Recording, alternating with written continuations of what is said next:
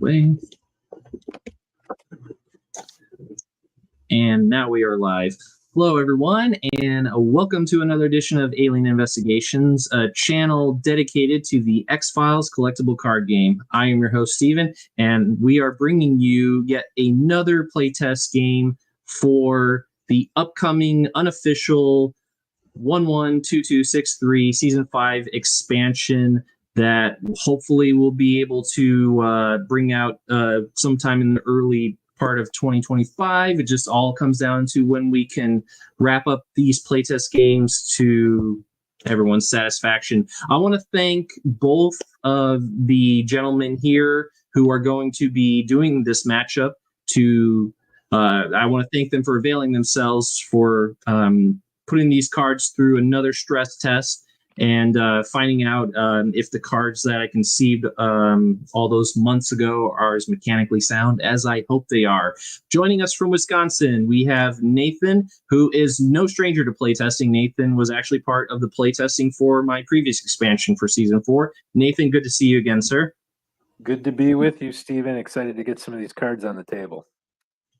And I love the backdrop you've got there. Of course, it's very thematic. It's on point. And joining us from Pennsylvania, we have John Yost, who was actually just most recently part of the previous playtest we did a couple of weeks ago. John, you squared off with who was it? Wasn't Sky? It was Mike up in Canada. So you guys did a round of playtesting, which was very insightful. So we found some things that we could work on refining or keep an eye on as we proceed through these later playtests. John, good to see you. How are you, sir? Good. Good to be here. Now, I have a question, and without revealing too much, since your last playtest, did you decide to revamp the deck you used in the last playtest and come up with a new one, or are you just reusing the same one, same agents? What was your thought process between the previous one and now? Well, because we are play testing, I wanted to try some different mechanisms, different agents. There are some strong cards that have moved into this deck as well from the first deck that were introduced with Season 5. So you will see a couple that are similar. But there's 4 new agents and probably half a dozen cards from the regular series that have been incorporated into the deck. Excellent. And thank you for bringing up that point, because part of making these fan-made expansions is we strive to not only be faithful to the cards that have come before, but we also want to make sure that these cards that we're conceiving they blend well with not only the commercial release cards, but also the cards that have been made available in some of our other expansions, namely the aforementioned Season 4 expansion. So there's a lot of overlap in some of the card effects for that expansion as well as this one, because some of the elements of the series carried over from one to the next. So hopefully we'll see some of that interplay, maybe not this game tonight, but some of the other upcoming ones.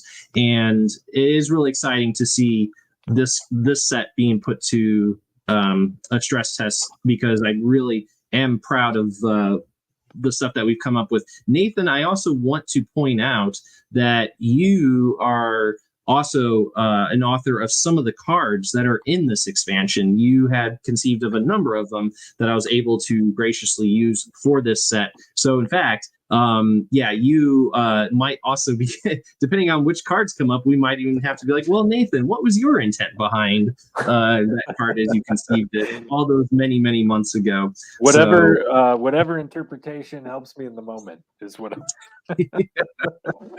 Very true. And I also want to point out for any viewers who are watching this, we've got a couple of surprises lined up for this. This is not just actually a playtest game. Nathan is actually going to be opening some sealed product that was wrapped up back in 97. Nathan is going to actually be using some sealed cards for this playtest tonight. Nathan, what packs specifically do you have there that you're going to be opening for this matchup? Yeah, so I have a Premier. Whoops, there we go. Premier starter deck. And we have 4 packs. And you do 2. There we go. 2 10-13 and 2 Premier. So starter and 4 packs is what we're doing. Excellent. Very cool. And are you ready to open them now? I can bring your table up into the main portion of the screen if you're ready. Yeah, let's do it. I'm still deciding what witnesses I want to put in my deck, but let's get that up here. Excellent. Because I didn't have a lot of time for deck building, so we're just going to deck build on the fly here with our. Well, that's where this is a playtest we haven't done before. We tried a number of different playtests between season 4 and now. I even recall we did a playtest where we used just season 4 cards one time just to see how it would work. And so this is a different sort of playtest where we're going to be using sealed products. So Nathan is putting his he's putting his fate. He's relying on fate to give him some hopefully some good cards that you'll be able to use for this matchup. And did we lose your camera there, Nathan? Yeah, I'm gonna have to pull that back in. Give me 1 second. Yeah, sure thing. And while we're doing that, I'll bring our cameras back to this. We got you back? Okay, cool. Yep. Let's hope it decides it wants to stay there. Yep. I don't know. This camera's finicky, so I might need to reload it every now and then. But basically, I didn't have a lot of time to deck build. So I am literally throwing any season 5 card I think could work with my agent team in. Because after all, the point of this is not to win; it's to test these cards out a little bit, and then I'm going to supplement with the stuff I open here. So I'm short on sites. I can tell you that because there were only about 12, I think, in the season 5 expansion that worked with my deck. And by the way, I'm not doing any doubles. So single cards in this deck, and so I'm short on sites, and we'll hope I get some here. So. Let's. And so is that your starter you've opened there? It is, and I should probably show my agent team right off the bat, so we have an idea of what I'm looking for here. So this is, of course, the promo Scully that we're going to use for this set, and 3 new season 5 agents. 2 agents I hated in the show, but will work in my deck. It's Kinsley and Stone Cipher. So he's good with move and training cards, so I'll probably put those in my deck if I pull them. Stone Cipher is a Res 2 agent if she's with Kinsley, so they're a nice pair. And Detective, how do we pronounce this name, Steven? Kresge. It very much sounds like Kresge from season 3, but if you watch the tail end of, I think, of the Emily episode, Scully asked Mulder, "How is Detective Kresge doing?" Because he didn't fare too well in that 2-parter. Right. Yeah, so they go hand in hand. Really does sound weird in that name, and actually he pairs well with Scully. Yeah, so he gets a +1 to sciences and evidence collection skill if he's in the same team as Scully. So these 4 agents that pair really well actually are a 20 res team. And they all have pretty good. Well, so the skills I'm looking for are bureaucracy, criminal investigation, evidence collection, sciences, and to a lesser degree, medical. I mean, Scully's got 4 herself, so 4+ medical sites will work. All right. You wouldn't turn down a medical 4 site if you came across one. Nope. So let's see. We've got Tapia, Mosinger. There's an evidence collection site and a sciences site. I'll use that. Very nice. We're not going to worry about agents right now, but we did get a medical 4+ site, so this is great. Oh, this must be the so these are the bandit agents, yeah. So Willis and Scully. So this is a Scully deck. So really all these sites will work, which is great. Some adversaries. This is not an occult investigation deck, so Holby doesn't matter. Oh, we got a laser bear. I'll throw a laser barrier in there. Just that's a good one to have. Very nice. And as witnesses go, that might be the best one for this team because you said you really need bureaucracy first and foremost, and Matheson does that. not just once, not just twice, but 3 times, if I'm not mistaken. That's right. And I'm not going to worry too much about conspiracy cards because I have a lot of the season 5 stuff in here. So I'm gonna take them sparingly, if at all. Although rejuvenating caves, I can't pass that up. Rejuvenating caves. Hidden grave. You know, I feel like this could be a witness heavy thing. I think we'll throw a hidden grave in there. You took the words right out of my mouth on that one.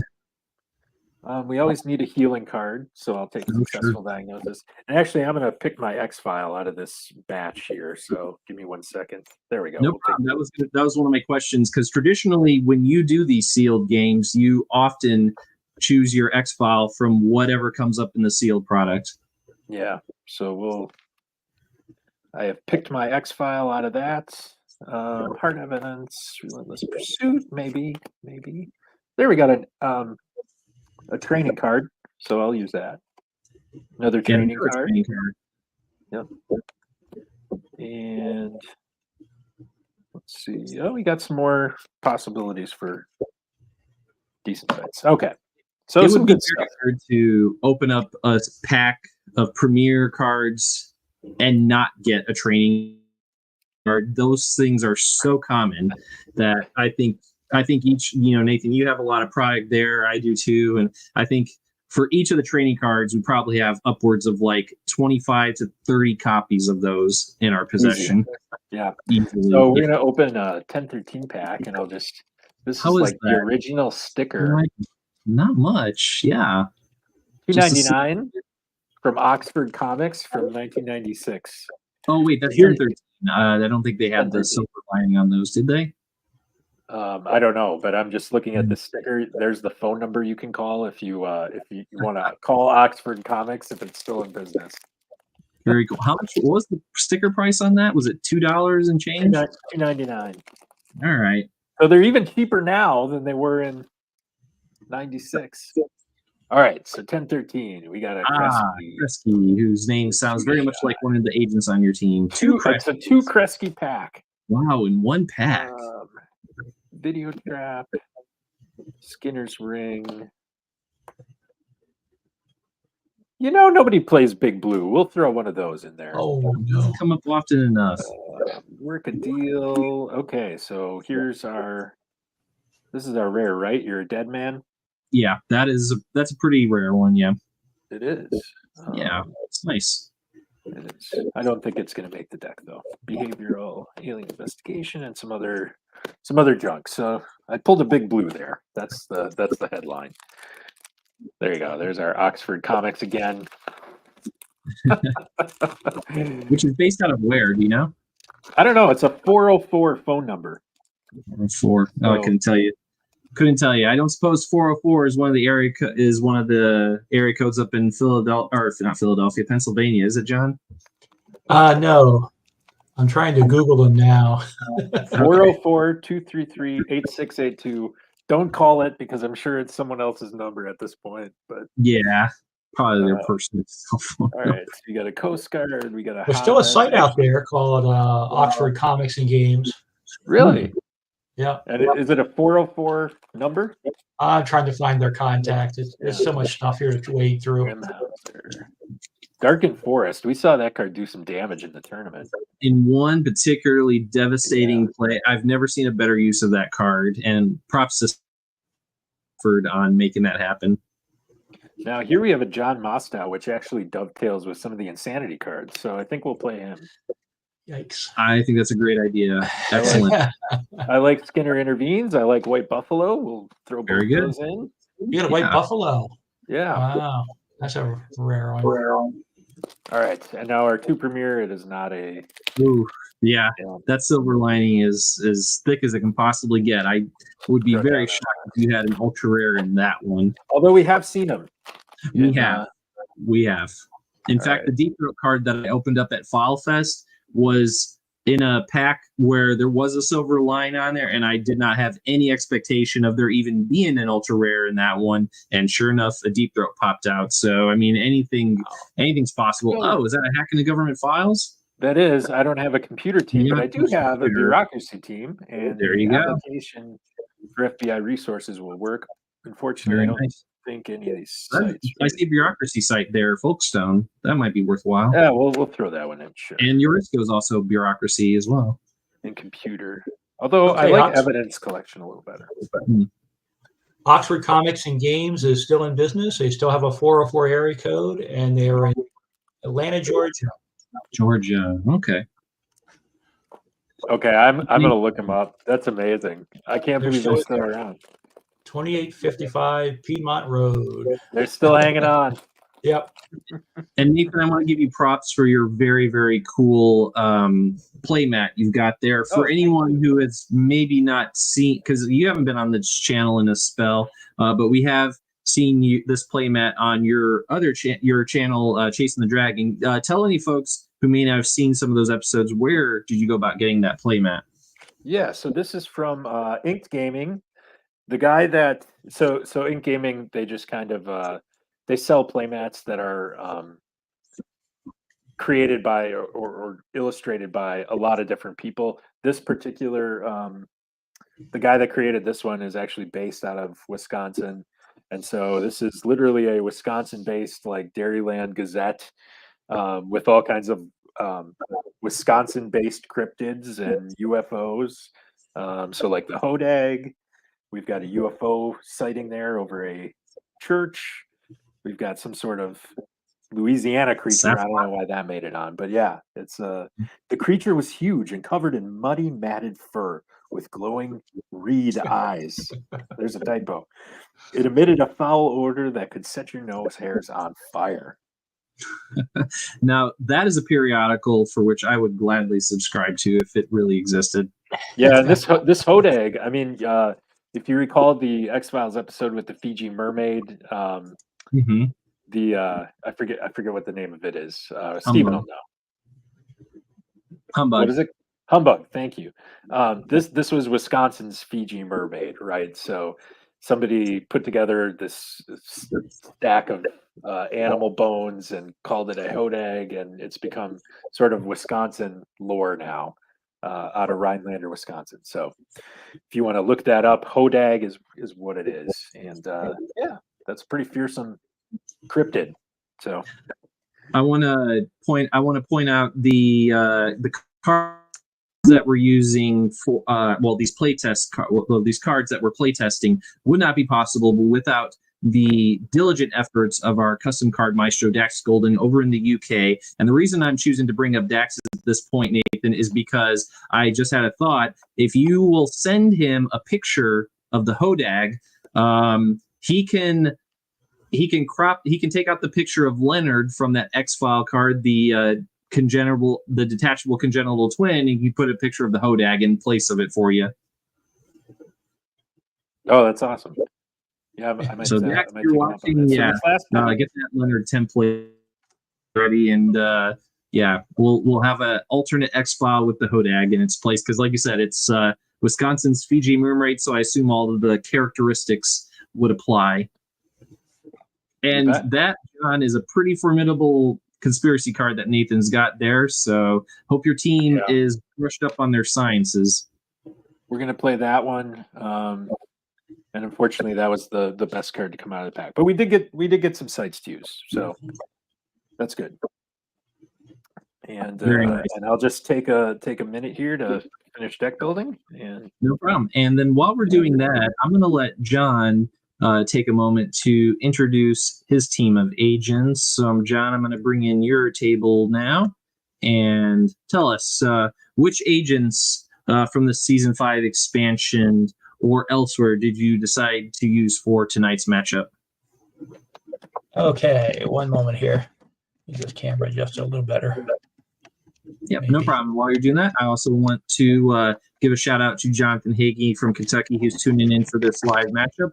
Good to see you, Jonathan. And hopefully, Jonathan, whenever you have a chance to build a playtest deck, I would love to get you on the channel for a playtest matchup. You are one of our 10 playtesters who I'm hoping we'll get a chance to find a time that works with your schedule. And of course, anyone else who's tuning in for a live matchup, please feel free to throw some comments in the live chat. It's always nice to have some audience participation going on during the matchup. And so, John, once again, which agents are we bringing for this matchup? Okay, so some of these we've already seen. We have a Michael Kinsley, his buddy, Agent Carla Stone Cipher. Yes, Stone Cipher. All right, there we go. Which doesn't sound like a fictitious name at all. It's looking very similar to yours, Nathan. Agent Rice and Holly Patton. So we got very nice. Very nice. I got to give you guys props for using the Stone Cipher and Kingsley pairing for this, because we've done 3 playtests thus far for this expansion, and we have not seen either of those two in the previous 3. So they are definitely going to see some stress testing for this matchup, which is great, because I really want every card to have a chance to get some use during these play testings. And we have, because they're so annoying in their episodes. They are so very annoying, yes. But I think their effects, especially as a pair, will make them fairly desirable. We'll see, and we'll see if they need to see some revisions before we release them for everyone to order through DAX. And so we also haven't seen Agent Rice up to this point, if I'm not mistaken. And I think we might have seen Holly Patton in one matchup prior. She was. Okay, that's right. Thank you for reminding me. Yeah, the lone gunman plus Holly. Yeah. And so, John, while Nathan's still deck building, tell us a little bit about the effects for Holly Patton and Agent Rice, since Nathan already covered the other 3 in his intro. Holly is Bureau section. Let me see. While she's in the Bureau section, keyword government may be requisitioned for 2 less. And she can also use martial arts cards. She's the one who's in the Pusher episode that gets rough with Skinner. That's right.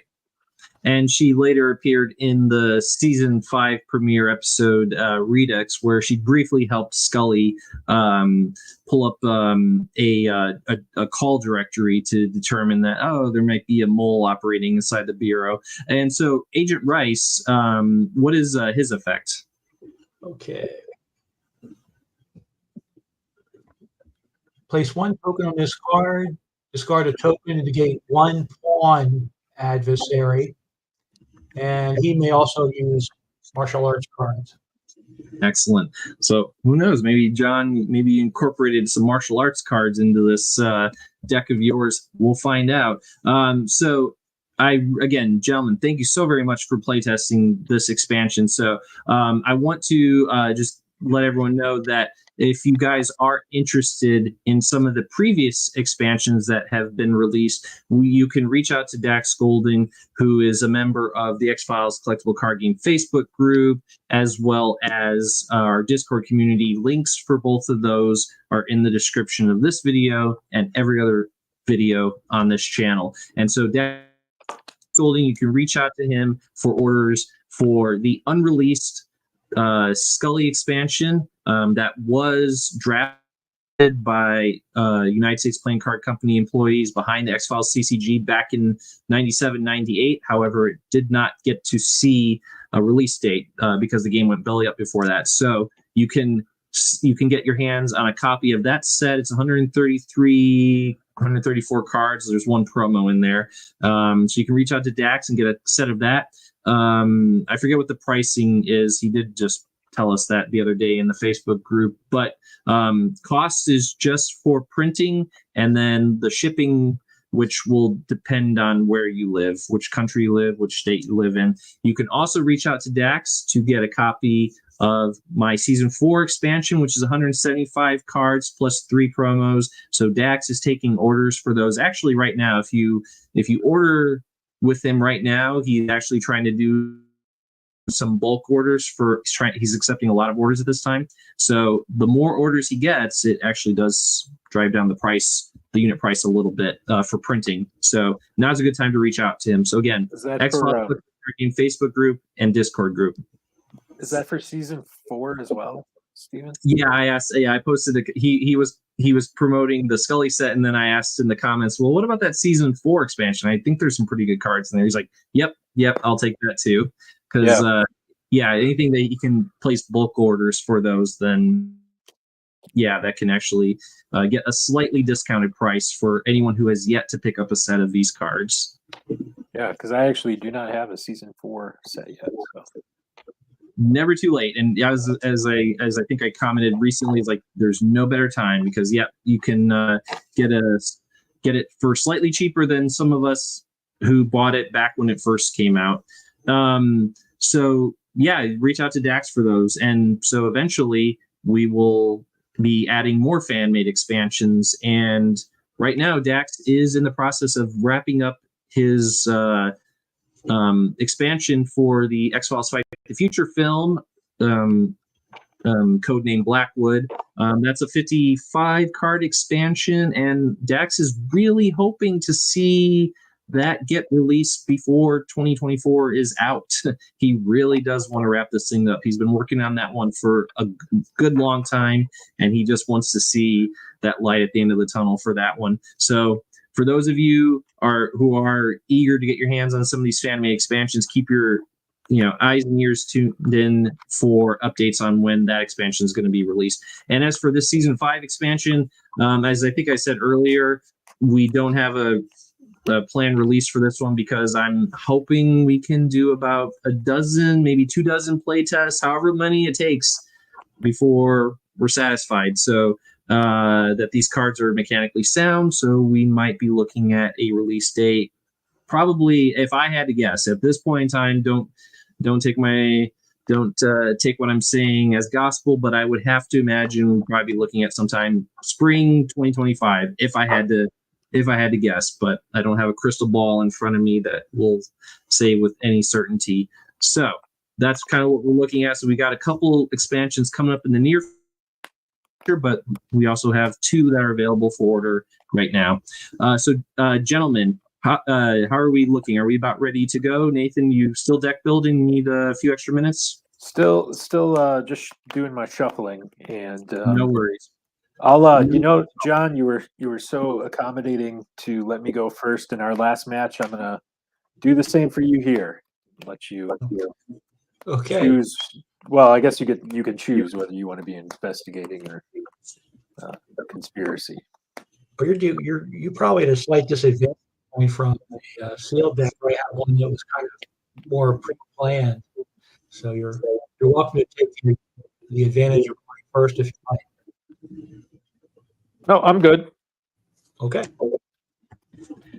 And before I head backstage to just serve as the observer and, of course, the purveyor of answers, should Nathan and John have any questions about the cards that I wrote, I do want to encourage anyone who's watching this, if you haven't yet subscribed to this channel, please consider hitting that subscribe button. It really does go a long way to make sure we keep this sort of content coming. If you like X-Files, or you like the X-Files Collectible Card Game more specifically, please consider hitting that subscribe button. We also have a few other channels dedicated to this game, most notably Mike's X-Files CCG, obviously the channel that really got the ball rolling with revitalizing this game. I don't think any of us would be doing channels of our own, right, Nathan, if it wasn't for Matt and Mike's, right?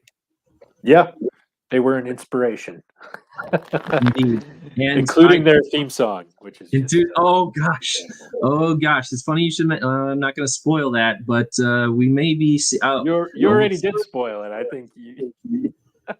What did I spoil? I think you've just spoiled the fact that there's a new theme song coming. I will say there is a new theme song that has been recorded, but I will not say who has lent their voice to it. That is actually the bigger surprise with it. So that's really the part that I'm saying mum about, because it's a big surprise for those of you who've been following for a long time. So stay tuned for that. Mike and I just recently recorded an interview with Dave Frank, who we have interviewed a few times on the channel.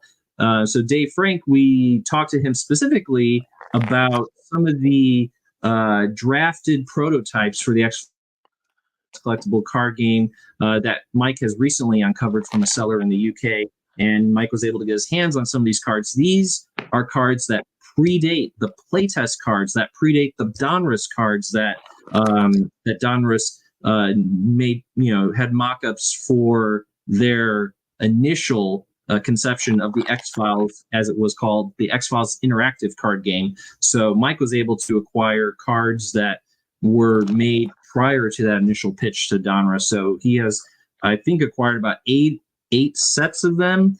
And so we interviewed David Frank, who had some knowledge about those cards. So we are looking to hopefully have that video posted pretty soon. Mike's doing the editing for that one, and we'll hopefully see that one fairly soon. So again, tune in to Matt and Mike's X-Files CCG, hit that subscribe button, because that's where you can go to find out content specifically about the history of the X-Files collectible card game. Whereas this channel focuses mostly on the gameplay, and Matt and Mike's X-Files CCG really just kind of fills in some of that history, that deep dive into the aspects of the game that you may not know, the fun facts, the hidden relics, the stuff that we didn't even know existed.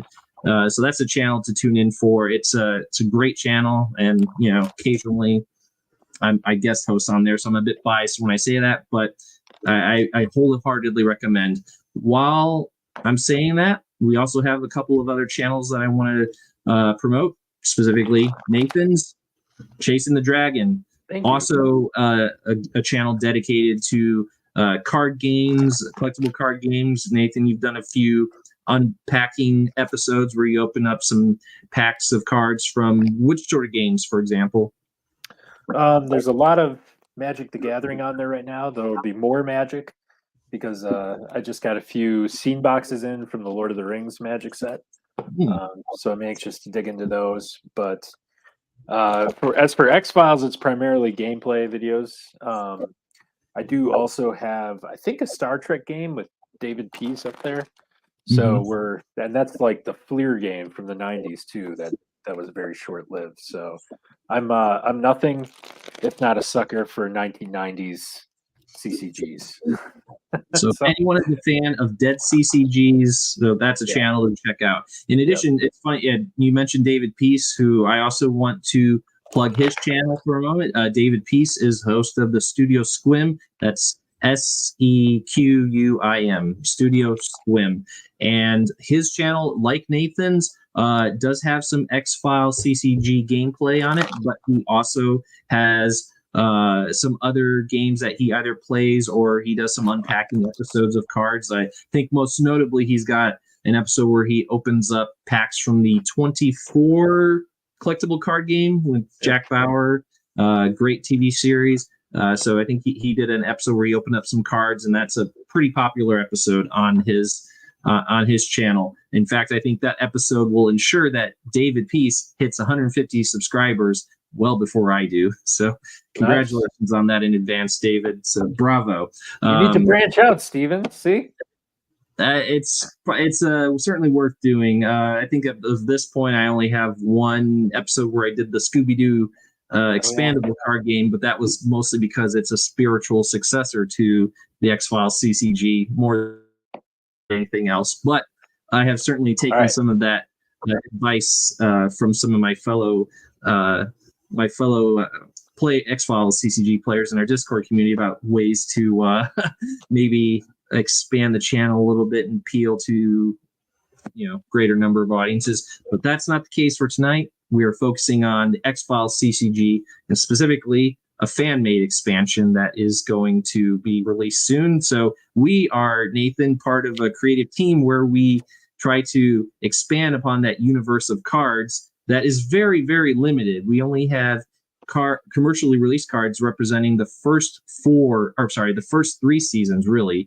The X-Files CCG 1013 expansion is where you really got to see the season 3 represented, and in the unreleased Scully set, and that is where it ended. But here we are now given a chance where we are trying to pick up where they left off and provide expansions for some of the later seasons. So you get to see some of those monsters represented on adversary cards and some other great characters represented in agents and witnesses. So that's part of the fun, is getting to see some of those other characters represented in card form. So we're going to see a lot of those from the 5th season tonight. All right. So, gentlemen, I believe you both have picked out an X-File. So unlike the tournament, you don't have to tell me what it is because I am not judging. I will just be taking notes whether or not that wasn't a woohoo that you're not judging, Stephen. That was yeah, a woohoo. that's Okay. actually me. It was actually, I think it came from somewhere deep within. Not that I haven't been enjoying the tournament. I've been enjoying it quite a bit, but it is nice to not have to put on my judge's robes and bang my gavel for once. I will just be taking notes on which cards you guys are playing from the season 5 set, and I will be answering questions that you guys have regarding the cards in case some of their effects are not as clear-cut as I hope they are. So that's my intent for this. That's why I'll be backstage watching the game very closely, but just as a note taker, not as a judge. But, if you guys really need me to step in and give my 2 cents, I'd be happy to oblige. And so, Nathan, are you ready for me to bring in your table? Yeah, I think so. Think so? All right, very cool. And so, name of the game, for anyone who has never seen a single episode of this channel and has never played the game, the name of the game is to be the first to identify your opponent's hidden X-File. 41 possibilities to choose from. So the winner of that will be the one who identifies theirs first, but this is a playtest game after all, so the winning is more of the cherry on top, really. And if anything, it's just a way to bookend the playtest, if nothing else. But I will nonetheless wish you gentlemen both a hearty good luck. Thank you. And I'll be backstage if you have any questions at all. Sounds good. John, what's your pleasure? All right. I went ahead and dealt myself 7 cards. I'm going to draw 1 card to start the game. Okay. Let me make sure. I think my agents. Does anybody get a token on him? Yes. Kinsley gets a token. Oh, and Scully gets tokens too, of course. All right.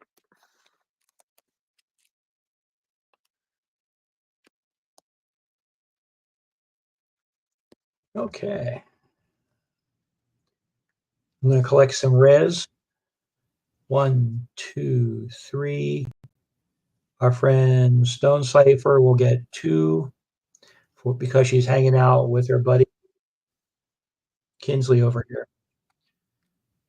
So 1, 2, 3, 4, 5, 6 total.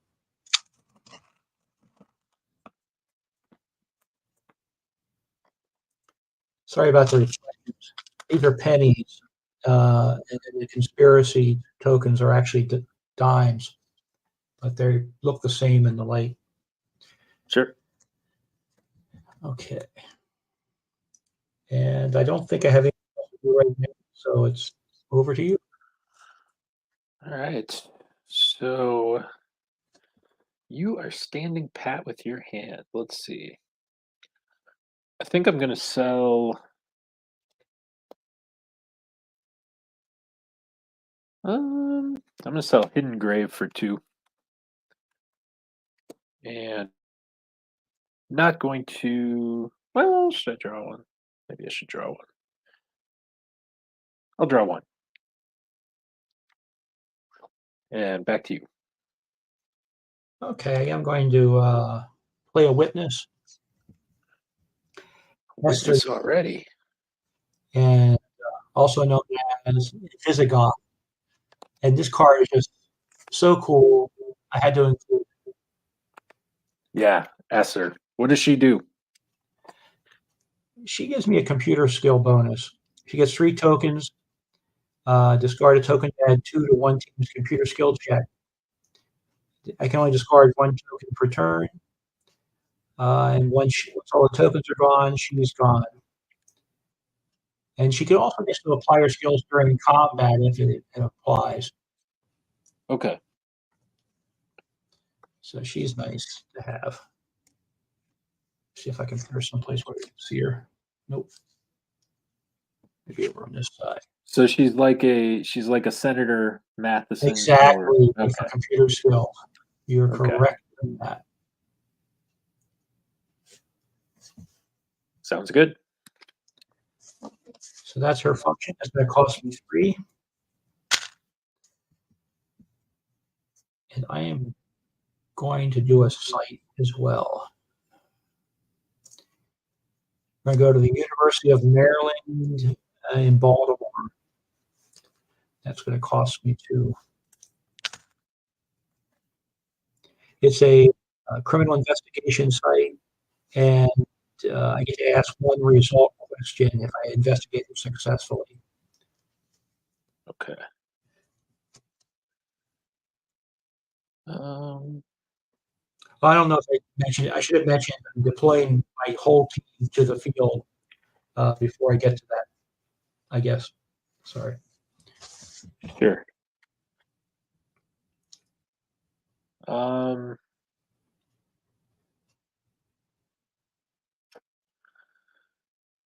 No bluffs. No bluffs. Okay. Let's see if I have enough here. My CI is 2, 3, 4, 5, 6, 7. Should be no problem. Unless you have something other surprising. What's your computer at that site right now? My computer. I think these guys are around 6, but let me check.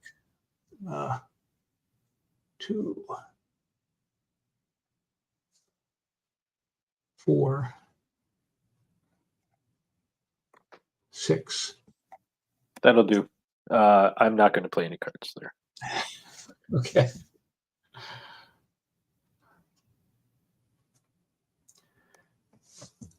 Oh, okay. I guess it's a successful investigation.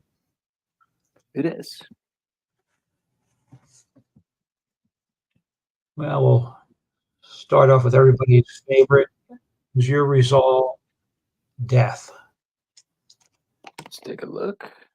It is not death. Okay.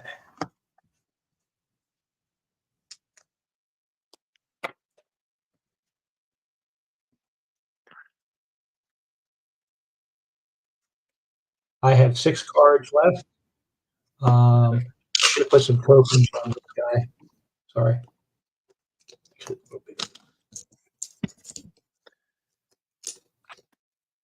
And my turn is over. All right, I've got 7 right now. So I'll draw my freebie for the turn. Do res, and I think I'm going to have 6 as well. 1, 2, 3, 4, 5, and Stone Cipher is +1, which is with Kinsley. So these are good res teams. Yeah, that's one bonus with the set. Notice the res teams generation seems to be a bit higher. Yeah. I was doing the lone guy, taking like 7 there for a while. It's like, wow. So we're up to 11 in my res pool, and I think I'm going to draw.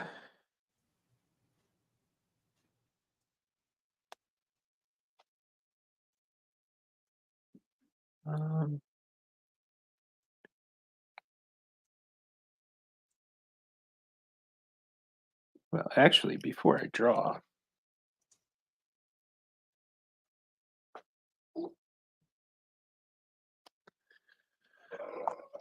before I draw, I'm going to play my own witness. Pay 3 to play Gibson Praise. Ooh.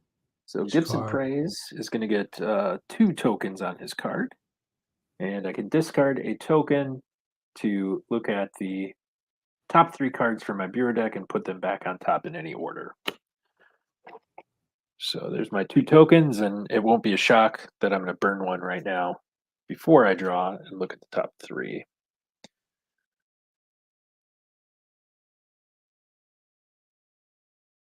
Okay.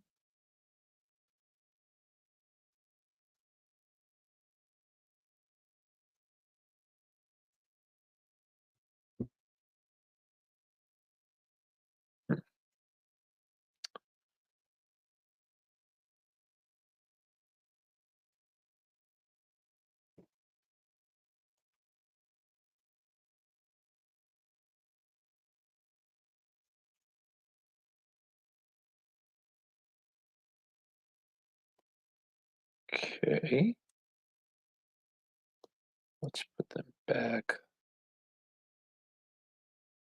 like that.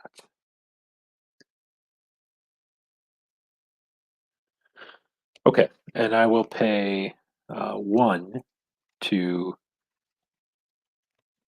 draw 1 card. And then I'm going to play another witness.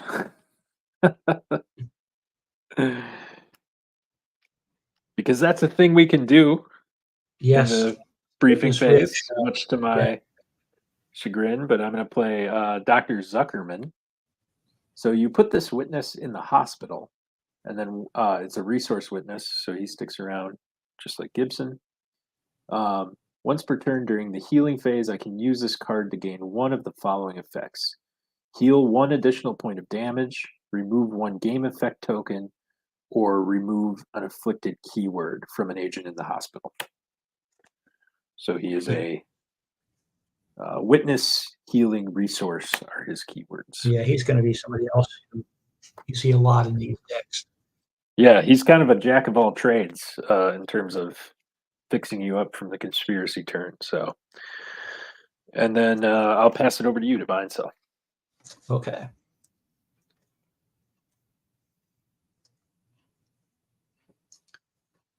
I think I'm just going to sell my Faces of the Seraphim Nice. for 5. It's a pretty versatile card, but I'd rather have the conspiracy tokens right now. For sure.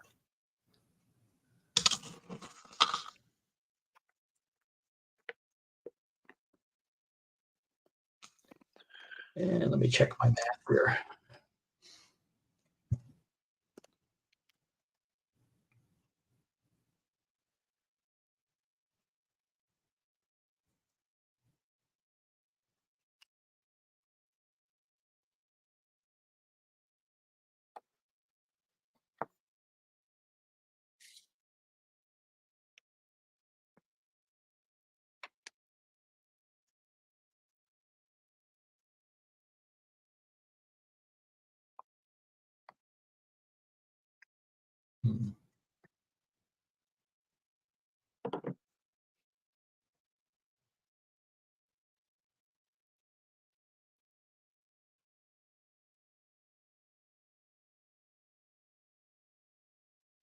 I don't think I'm going to buy any cards.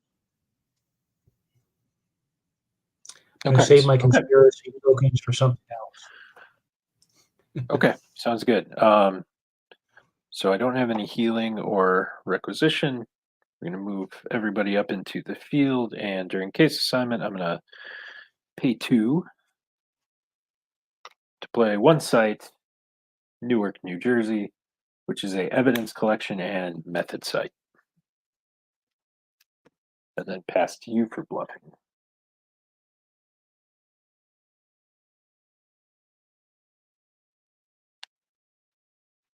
Pardon my looking at my bluffs here and my eyes. Okay. She does? I thought you gave her stats a bump for season 5, Stephen.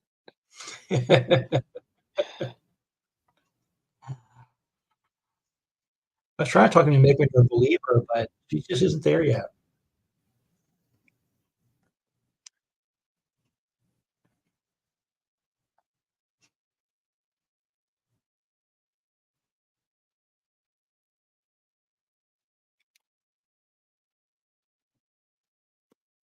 Typically, the bumping stats on main characters happens through ultra rare event cards, at least in the commercially released expansions. So I think that's a good way to keep things changing. Believer, skeptic, adding stats. I like the event cards as representing significant occurrences in the X-Files universe. So How much evidence collection do you have in the field? yeah, it's a lot. So Scully's got 2. 𝐗-𝐅i𝐥e𝐬 is going to have 3. Stone Cipher is going to have 2, and Kinsley is going to have 2. So 2, 4, 6, 8, 9. Wow. And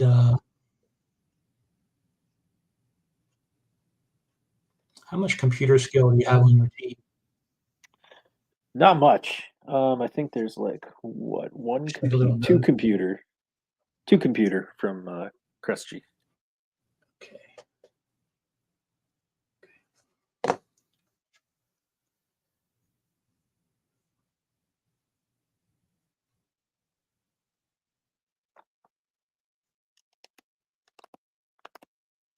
I think we've got one bluff for you on that one site. Let's pop Scully's token and take a look at that. Okay. It is a favorite from this set called Security Checkpoint. All right. And basically, you need a centrifuge skill to advance.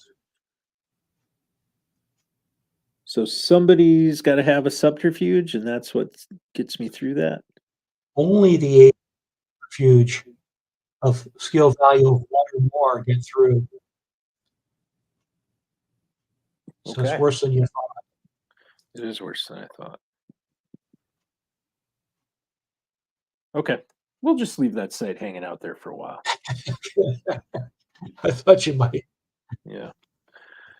And I think that'll do it for my turn. I got 4 cards. Sorry, 6 cards.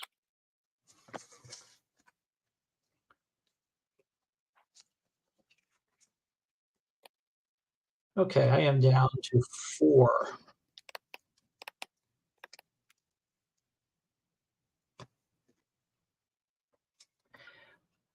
I will draw 1 to start my turn.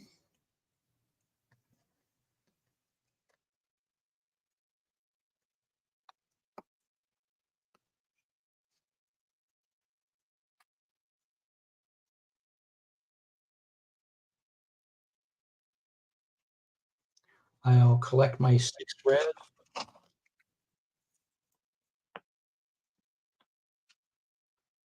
will buy some cards.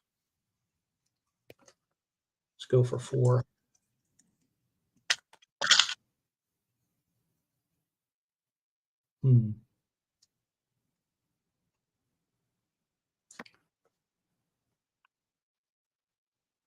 Better make it 5.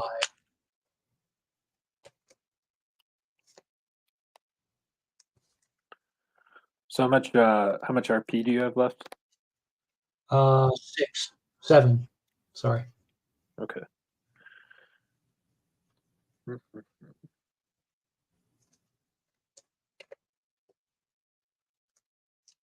They say it's buying 5 cards. Yes. Yikes. Okay. That was a lot. I'm gonna buy.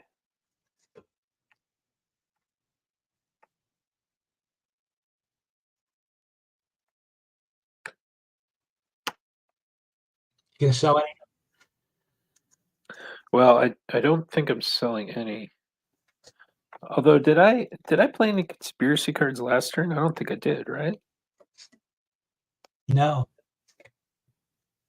How did I lose conspiracy then? I started out with 5. I sold Hidden Grave for 2.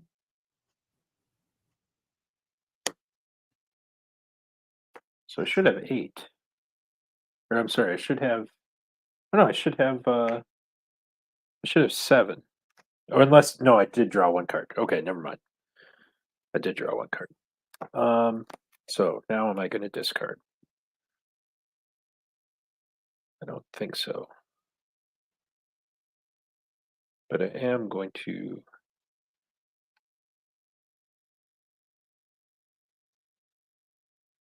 draw 2 cards.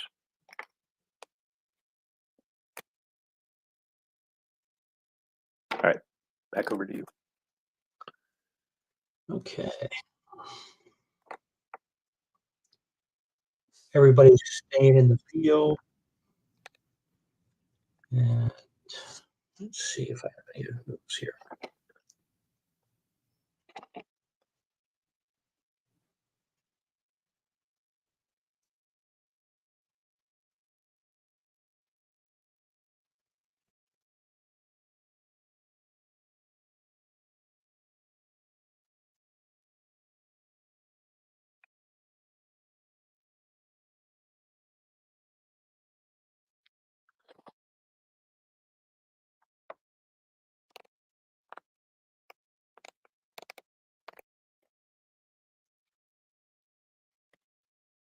I'm going to go ahead and play this witness, 𝐗-𝐅i𝐥e𝐬.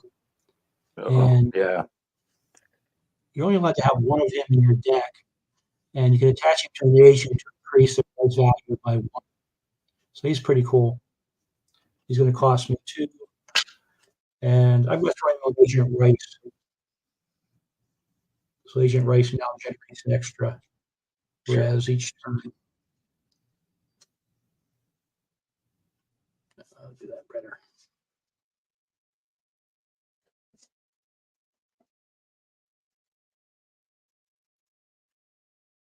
Okay, sites.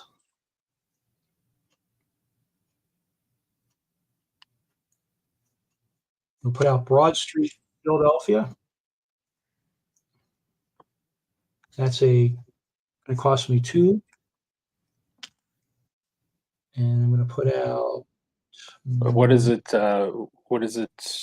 Keywords? With that one is criminal investigation of 4 or better, and I get to ask a method question. Okay. The other one I'm putting out is Matlock, Washington. It's a bureaucracy 4+, and I get to ask 1 result question. Okay. Do you have any bluffs? Yeah, I'm going to put 1 bluff on your bureaucracy site. Okay.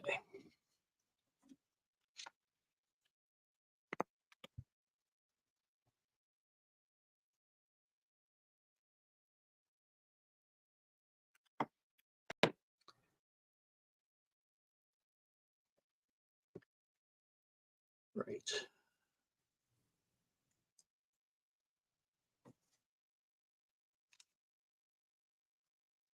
Let me just check my things here.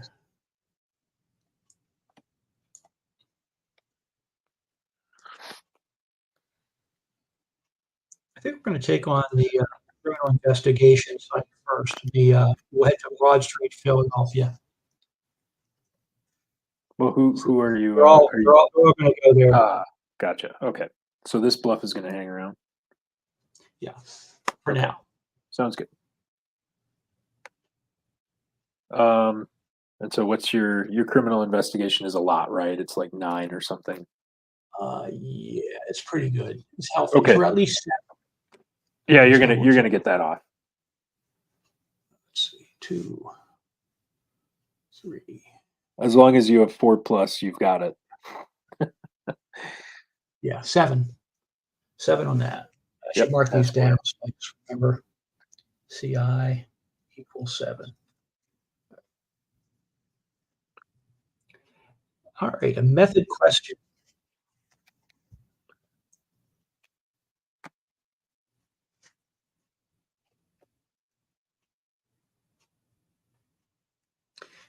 Is your method manipulation?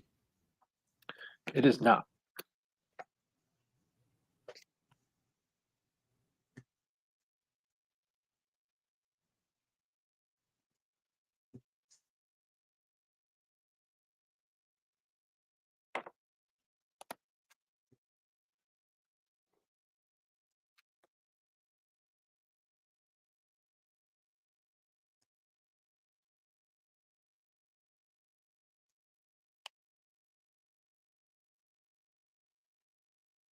Okay, I think I got all those.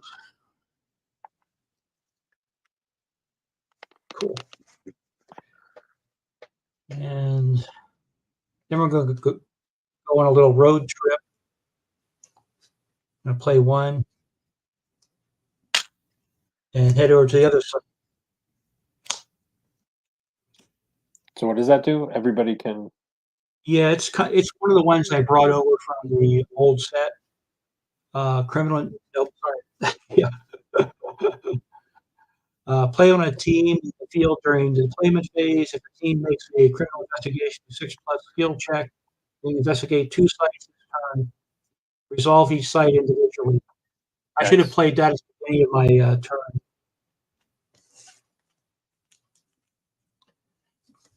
But that's what that one does. Okay. Sorry, I got it out of order there. It allows me to investigate both sites this turn. Sure. All right, so you're going over to the other one? Yeah, we've already established I had this CI of better than 6. Right. So you will get a chance to reveal this bluff.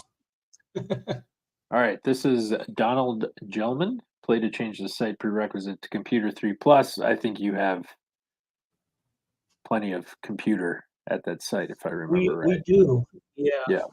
So I'm not going to pay for that one. Okay. And I don't think I have any other cards to play either. So that is another question for you.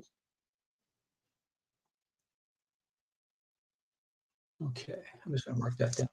Computer 6. Okay. All right.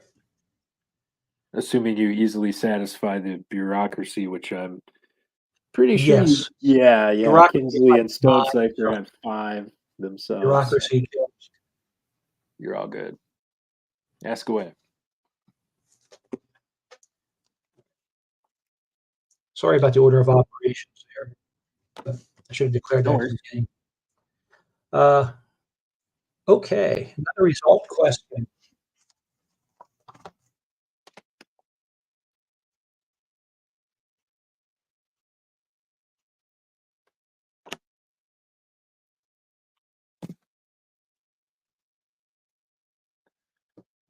Result.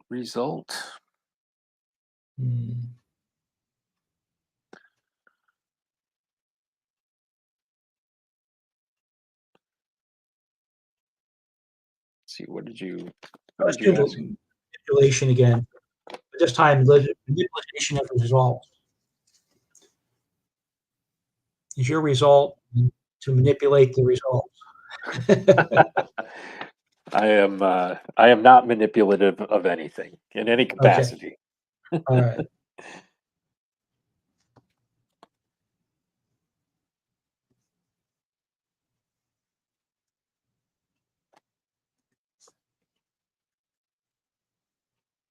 And I have 7 cards in my hand. So we're still all right. And I am down to 6. So those extra cards came in handy. Yeah. I got your 3 questions in on me here. I got some catch up to do.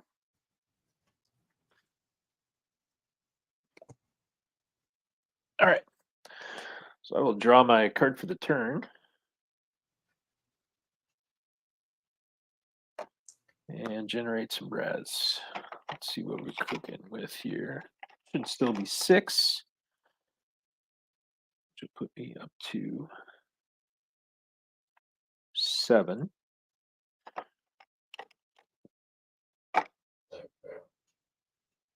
Six, 7.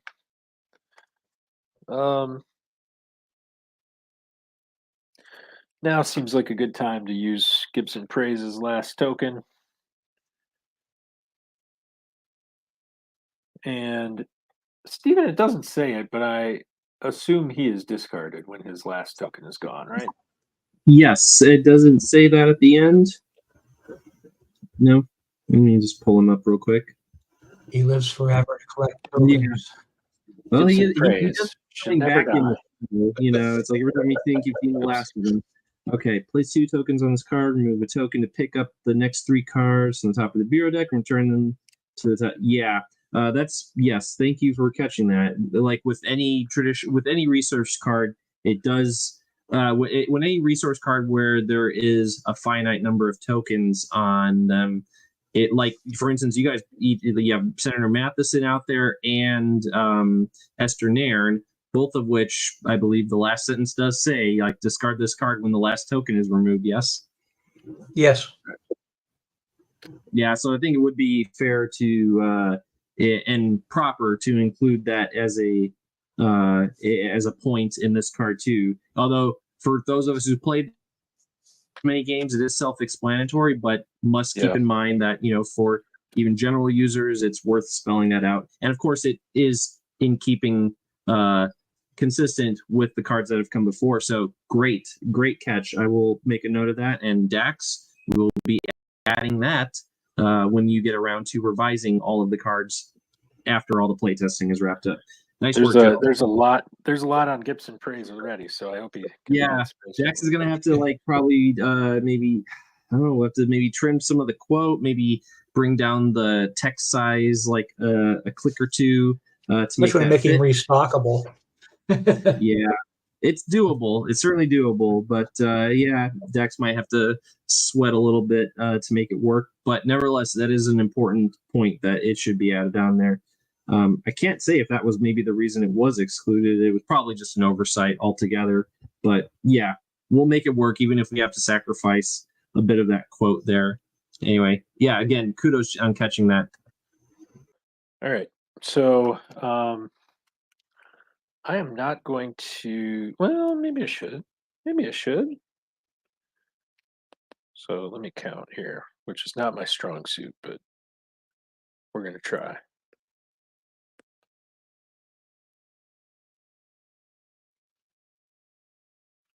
Yeah, we're going to draw. We're going to draw one, and then I'll pass it over to you to buy and sell. All right, let's take a look. Sorry.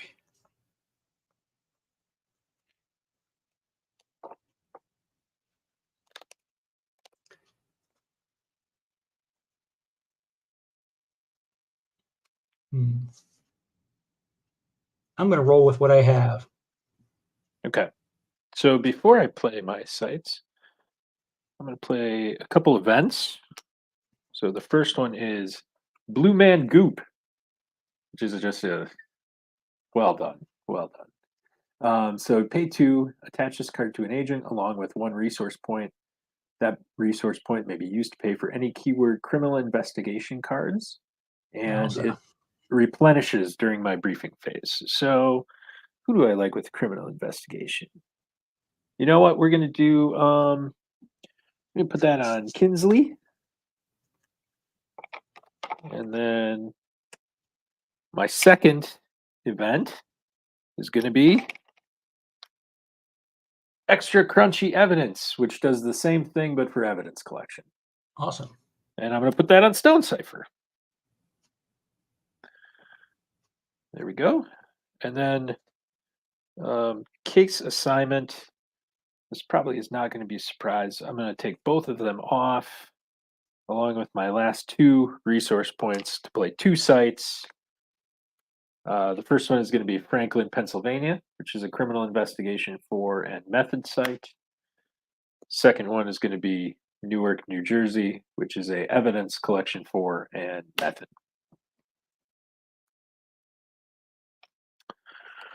And I'll pass over to you to throw down your bluffs. All right, those are both evidence collection. I'm sorry, I was a little asleep at the wheel there. Oh, sorry. One is criminal investigation for, one is evidence collection for. Okay.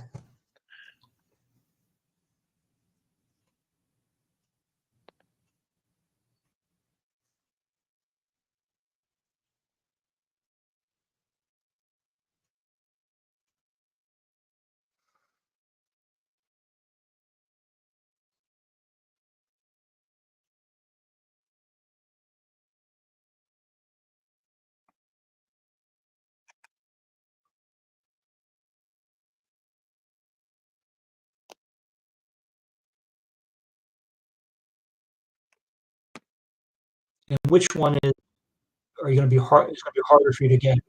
Without making you recap. I know you mentioned. If you're asking, I have more evidence collection than I do criminal investigation. And how many CI do you have? So 1 each on Stoughton, Cipher, and Kinsley, 2 on Kresge, and 2 on Scully. So that's a total of 6 criminal investigation. And a total of 9. Was it on EC? Yep. Evidence.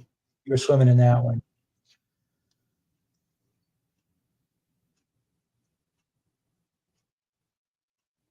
All right. Your criminal investigation site. We are going to place 1 bluff on that. All right. So criminal investigation CI there. And on your other site.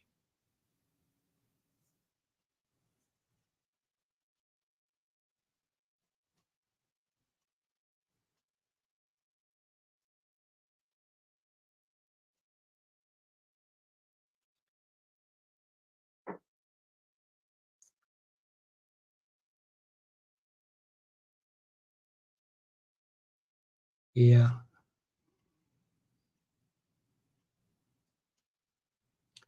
We'll let that one unbluff. Sorry, go ahead. All right, let's use a Scully token and take a look at the criminal investigation site bluff. It is Roy Khan. Increase your site credit by 1 point for each agent without a bureaucracy skill. Ooh, well, I don't really care about that. I think they've all got. Well, Scully doesn't have bureaucracy, so you'd bump it up by 1 on that. I can't read it. Oh, okay. Site requisite 1 point bureaucracy skill. In addition, if the team fails the skill check, your opponent must discard 1 active card from the hand. Yeah. One of your blue. All right. Okay. So that's good old Roy. So you'd increase it to 5. And how much CP do you have? 10.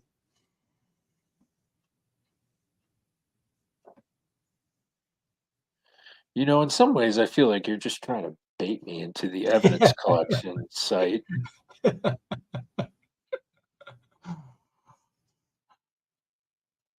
They're both method questions. So if you've got an adversary, you can drop it on me on either of them.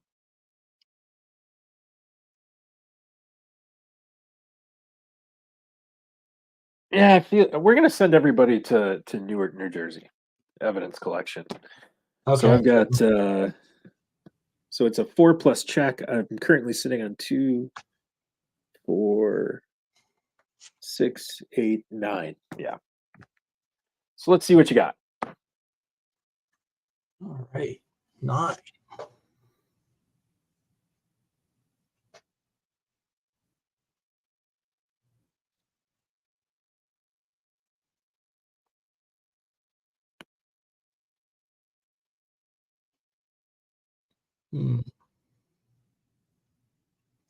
Don't think it's going to make a difference in this case. Hang on a second. Check something. That's kind of what I'm hoping. The overwhelming evidence collection force is going to take the teeth out of whatever you might hit me with, but we'll see. Your biggest EC guy is let's see. Well, it's currently Kresge because he gets +1 from the Scully effect. So okay, so his evidence collection is 3. So even without him, you still have 6 left over. Yeah, right? I mean, you basically need to knock out 2 agents for me to fail this thing.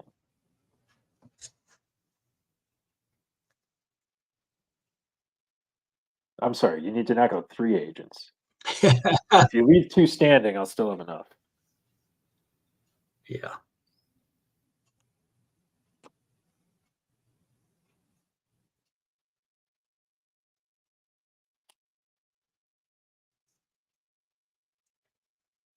Let's see. And you had Scully, those two guys, and that guy. Yeah. Their kids rocking the EC. They're pretty good at it, yeah.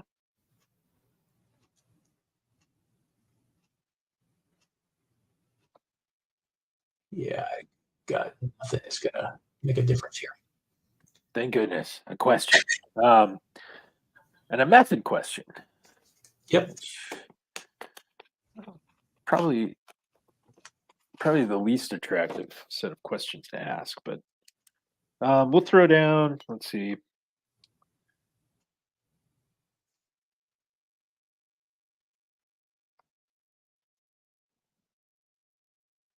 It's like 11 for violence. So I'll ask, is your method violence? It is not. Okay.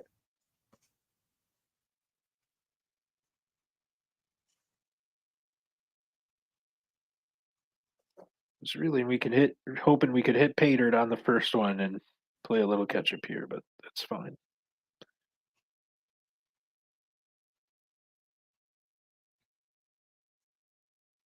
And I'll go check those off during your turn. Okay. So we got a sight off, yay. And I have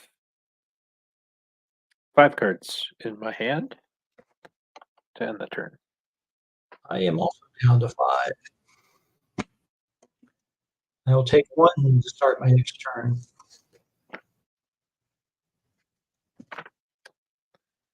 I'll collect resources. Still, instead of 6, I'll collect 7 because of my bonus guy here, 𝐗-𝐅i𝐥e𝐬. Yeah. Just rub it in. Just rub it in. You got a 𝐗-𝐅i𝐥e𝐬. Explaining to folks at home.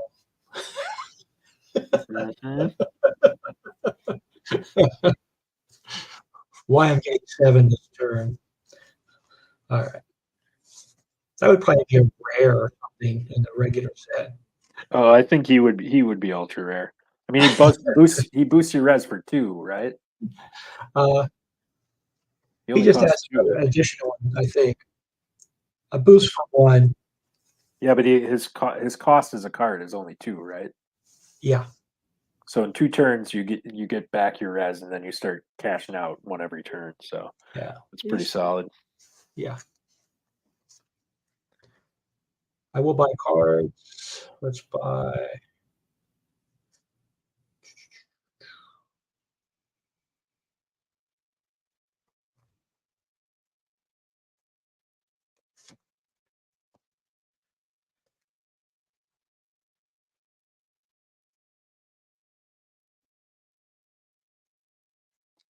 I'll buy 3. Okay.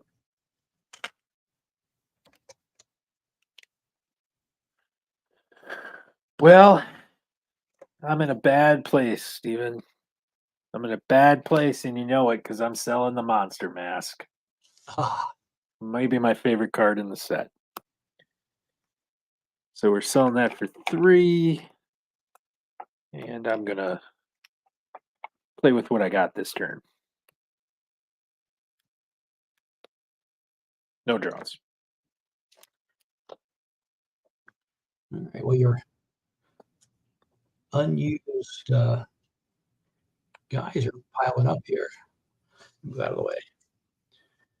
Everyone's still in the field, and we're going to Braddock Heights, Maryland. Nice. With a bureaucracy of 4, we're going to ask a motive question. Unless you scare me away. Bureaucracy 4, motive question.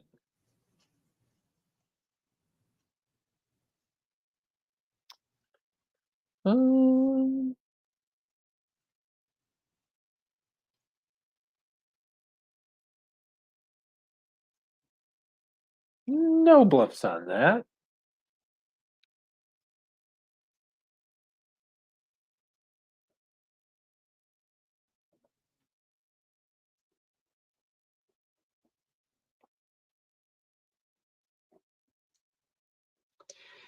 Everybody's in. Okay.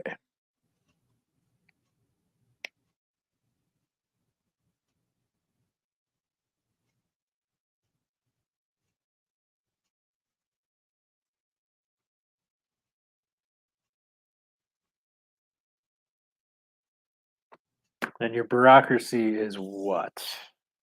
Astronomical. It's Yeah. 9. Yeah. I'm not going to be able to stop that, so no point in wasting cards. Ask away. All right.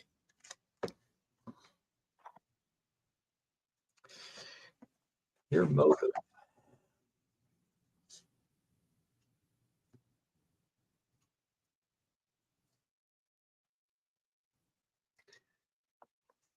Hmm.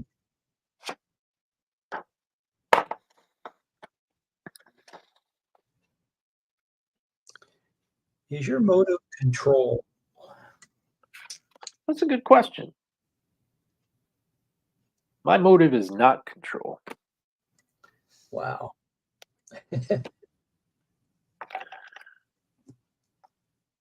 You're giving me a chance to get back in this, which I appreciate. Which everyone appreciates from a playtest standpoint.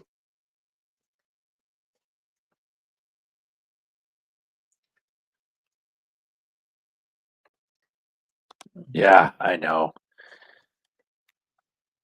They are getting eliminated. Needed that CP though, Steven. Monster Massey is a great card, but I mean it is a great card. It's primordial adversaries can't damage the agent unless there are no other targets. And then you can discard it to prevent 1 point of damage by any non-phenomena adversary. So it's a nice kind of defensive card. It's got an interesting activator, which is the law activator.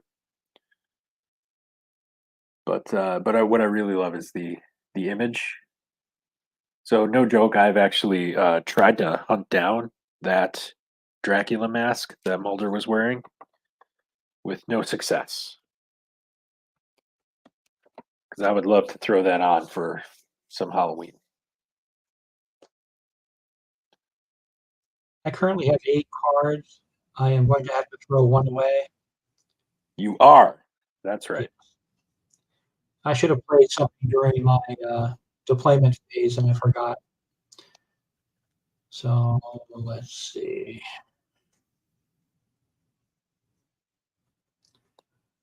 We're going to let one of my favorite cards go in the set.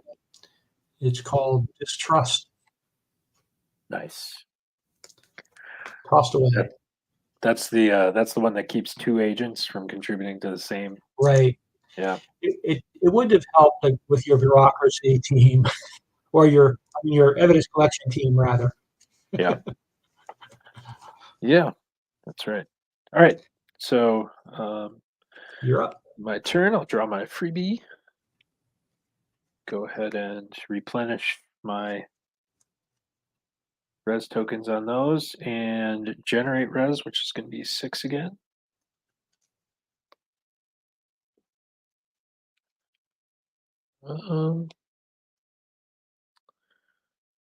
I forgot to use my token for my move card. You did. No. I noticed that. I wasn't going to say anything though. Yeah. That's the first time I've ever played Road Trip. I thought, this is actually a pretty good card for what it does. Yeah. So I think I'll draw 3. Yeah, let's live dangerously. Let's make it 4. And see what we get. 1, 2, 3, 4. Okay.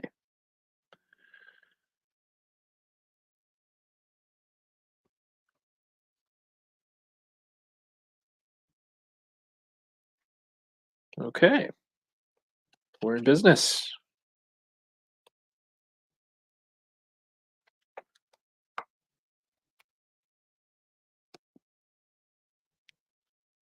see here. All right.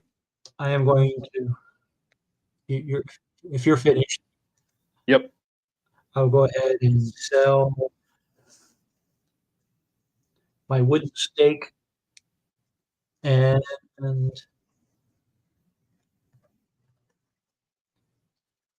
my application for FBI resources approved for a total of 6. Sounds good. Yep. And I'm going to buy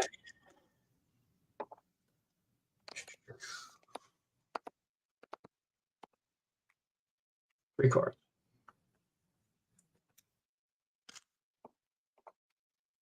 Sure. So we'll go to case assignment and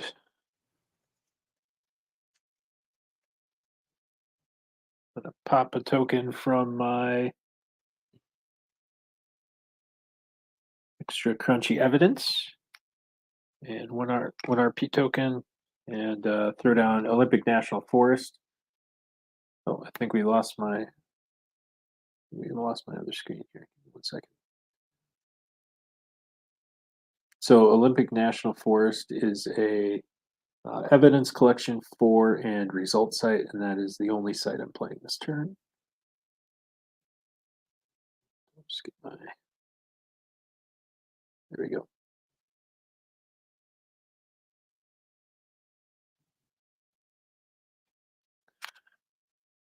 We're back.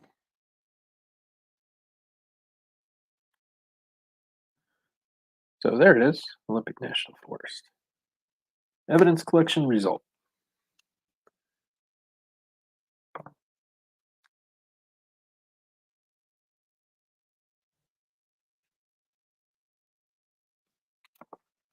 Yeah, that's not good.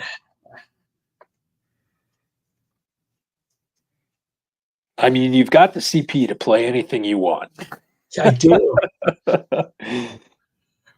The things that'll make a difference against that evidence collection team is Yeah, I'm really hammering it. we will put a bluff on there because we can. Okay. You know, the bluff I think is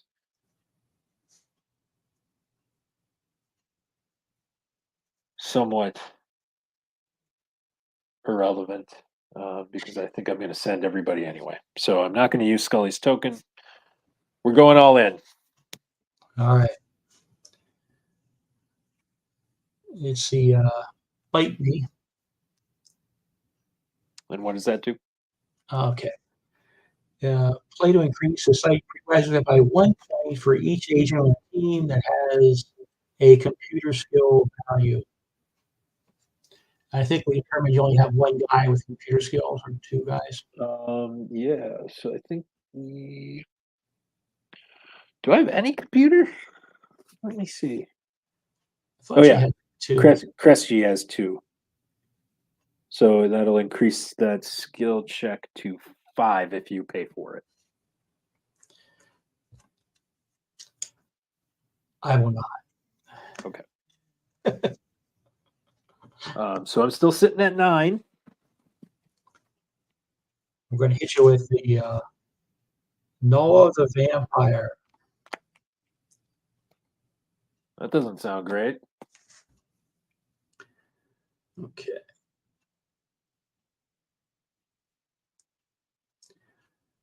The vampire is unaffected by long-range combat attacks. One opposing agent, your choice, is immediately incapacitated and unable to participate in combat until the 2nd round. Okay. So who would you like to incapacitate? Okay. Yeah. Can't make it to focus there for you. So wait, he doesn't take long range damage, right? He's unaffected by long range combat damage. Then what is the point of incapacitating someone until the 2nd round? Or is that the 2nd round of close range combat? Let me read it. Yeah, I'm trying to get her there for you.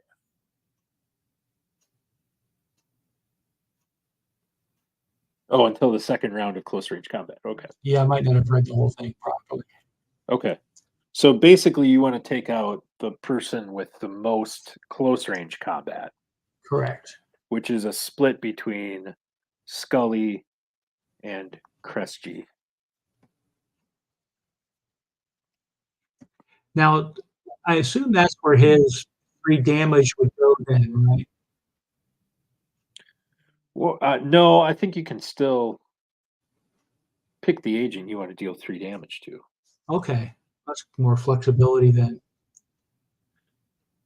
What I take to mean by incapacitated is whatever agent you pick is not going Can't to get. contribute to the close range. Yeah, Okay. is gonna miss that 1 round of close range combat. And who's your most deadly again? Was It's Scully and 𝐗-𝐅i𝐥e𝐬 each have 2 close range.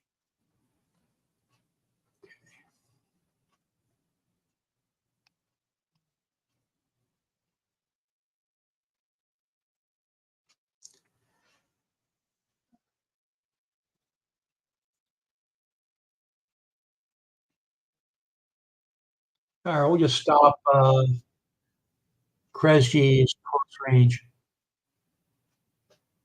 Okay, so he's I'll tap him. He's incapacitated until the second round. And did you pay the 6 for the nod? Sorry. Okay.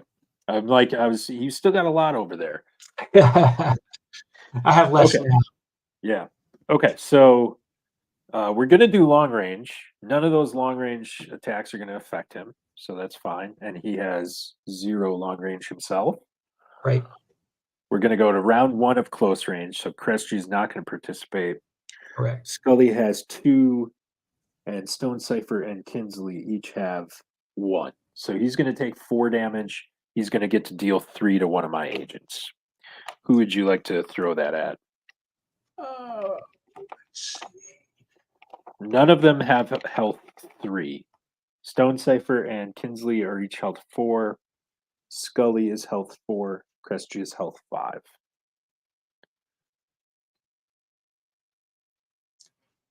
I'll dump it into Scully. Okay. So 3 on her. Now we're going to go to second close range. I've got plenty now to finish off your vampire, but you also get to deal another 3 my way. I'm assuming that's going to go on Scully. Correct. Okay. So she has now taken 4 damage. She's going to hit the hospital. 𝐗-𝐅i𝐥e𝐬 is going to lose his bonus, and I'm currently still sitting at. Let me just make sure Zuckerman doesn't have anything to say about this. Nope, he's in the healing phase. I just want to make a quick pause. Great job working through that card. You guys did exactly right. Because you guys played this card, I want to point out that during the first playtest for this expansion between 𝐗-𝐅i𝐥e𝐬 and Alistair, we did get an audience member chime in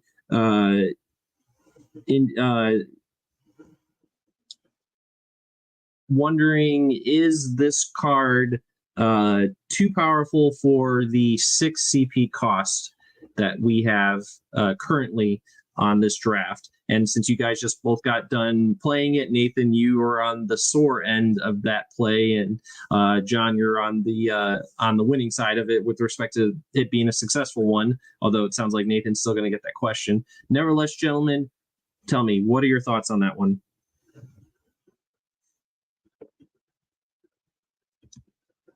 I think it's probably costed okay. I mean, it's a 3/6.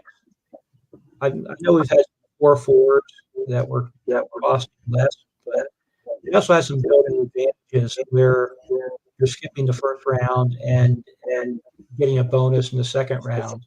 So I can see where somebody might have a concern, but I like the fact that it can target anything. I think it's okay, but it's a good card.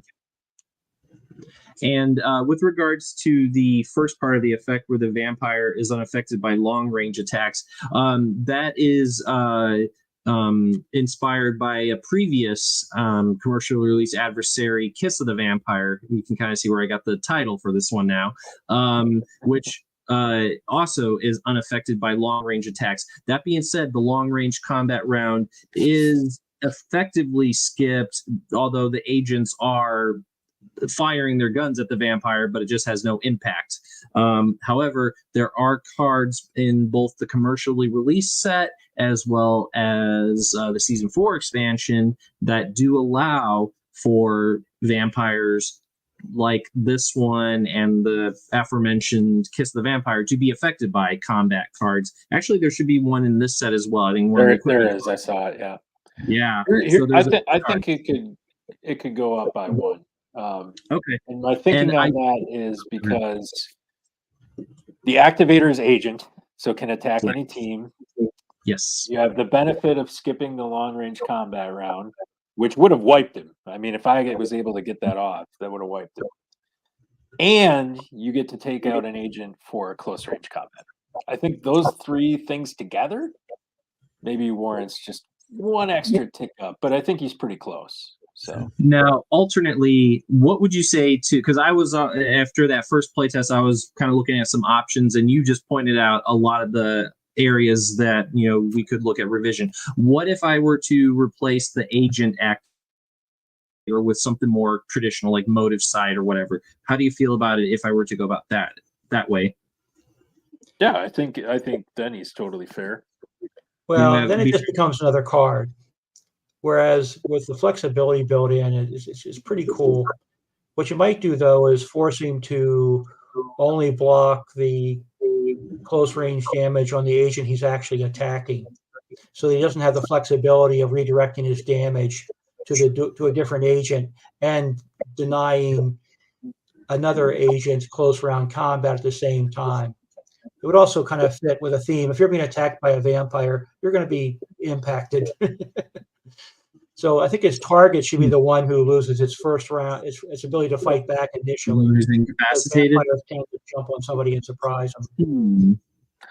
Now, to be fair, like that's kind of like that might be because what that was his kind of his modus operandi in the episode. He would use the pizza laced with the chlorohydrate to incapacitate an agent or a prey, and then relieve them of their blood subsequently. Though in the final, let's say the final, but in the combat with Mulder and Scully, he did opt to run away. But that is also another pursuing. I don't know, Nathan. What do you think?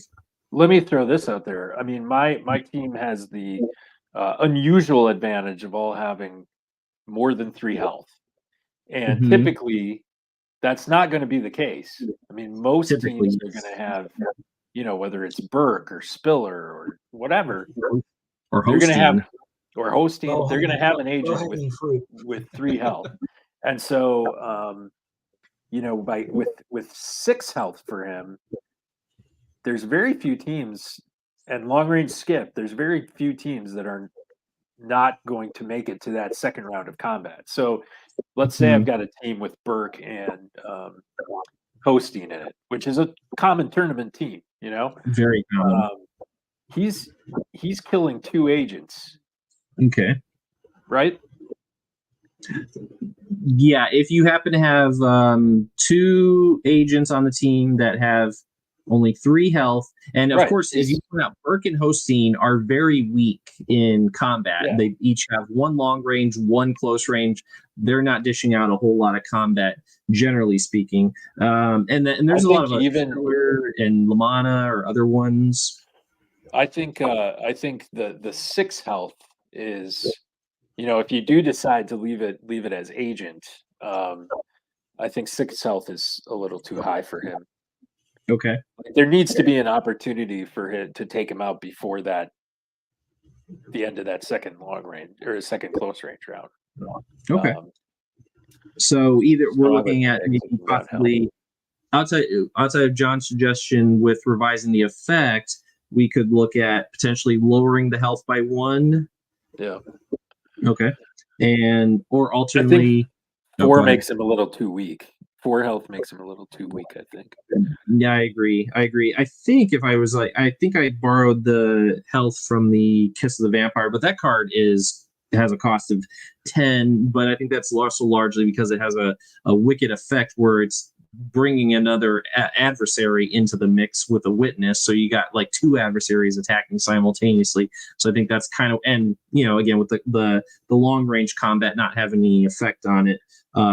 So they have a cost of 10 for that card, which I was not inclined to apply. This is also a vampire that was distracted with sunflower seeds or whatever it was, right? So like, he's not the best of the best in terms of vampires, right?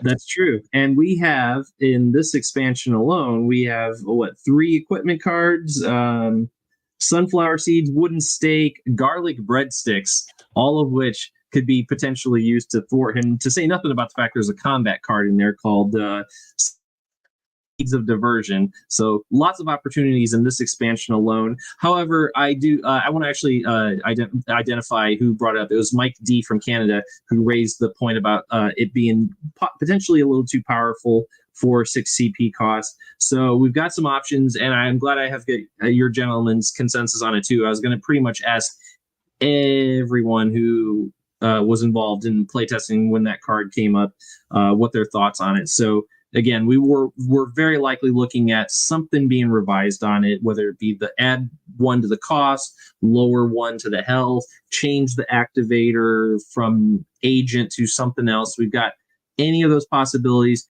but you think changing any one of those 3 would make the 6 cost a little more palatable?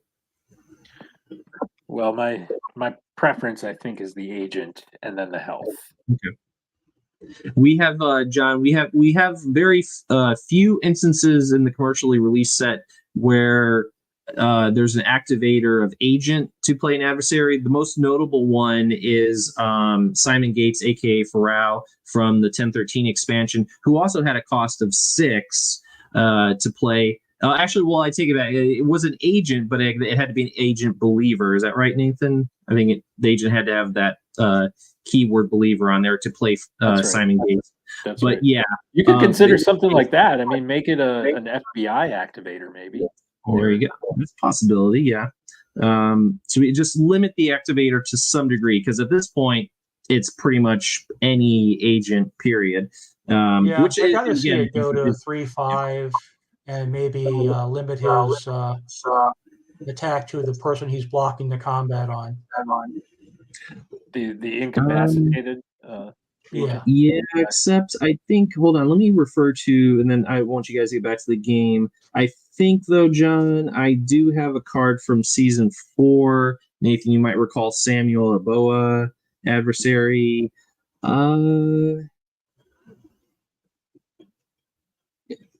And I'm just wondering if that might be just too similar if I go that route.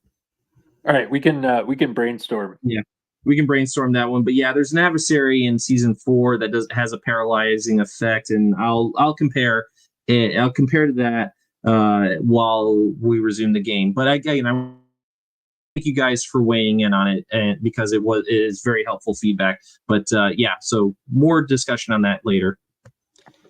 Yeah, his ability to target agents really makes him so appealing. Yeah. Solid. All right, so I am still sitting here with a Evans Collection 6. All right. And you have more to drop on me. He's asking for it. Well, I mean, Scully's already been sent to the hospital, so we're not this, whatever happens at this site, even if I get a question off, I don't think it's been a rousing success. And what's your current evidence collection at? Currently at 6. At 6. And you need at least 4.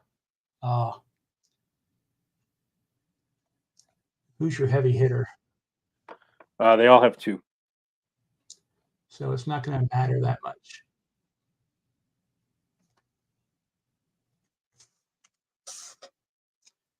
Should have played my bluff. All right.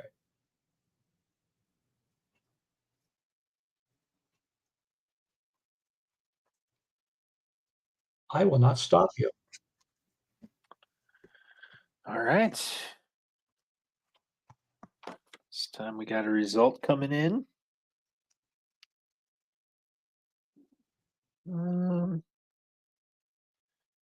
Usually it'd be death, but we've knocked a few of those off already. So let me do a quick count.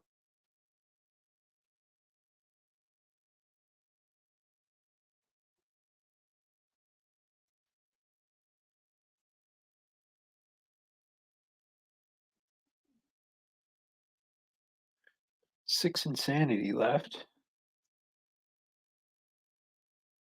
Physiological, we've got 1, 2, 3, 4, 5. Ooh, 6, 7 physiological. Manipulation, 4, 5, 6. And death, we're still looking at 1, 2, 3, 4, 5, 6, 7, 8 death. So death still is the big one. And at this point, we're just trying to scratch off as many as we can. So is your result death? It is not. Okay.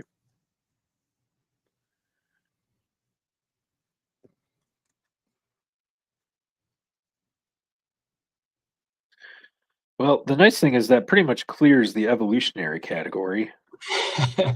So if there is a positive to that. Pretty much. So I can probably look elsewhere for affiliation. Yes. Now, of course, knowing my luck, you'll be that one remaining evolutionary. And that's usually how it goes. Okay. Cecil Lively's out. Donnie Faster, thank God, is out. That guy is creepy. He's also a demon of some sort. You know, we need to talk about Donnie Faster at some point in these gameplay scenarios. Maybe the next time somebody picks him as an X-File. We got to talk about what he actually is. Anyway. Okay. Sounds good. And I am going to have to discard 1, 2, 3, 4, 5, 6, 7, 8. I've got one play left. No, you don't. Nope. Nope. We're going to discard. No, go ahead. It's the event, the red letter. Cost me 3. Nice. Put the resource into play. And place it next to my X-File. Once during each of your opponent's briefing phases, you may examine the top card of your bureau deck. You may choose to discard the card or return it to the top of the bureau deck.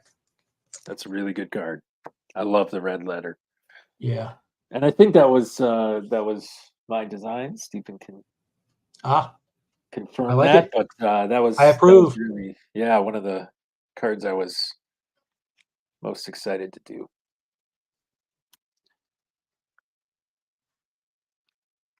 And I will pitch a witness that is useless for CP purposes.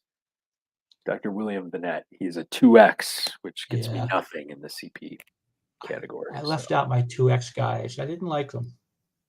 Yeah. I have 5 left.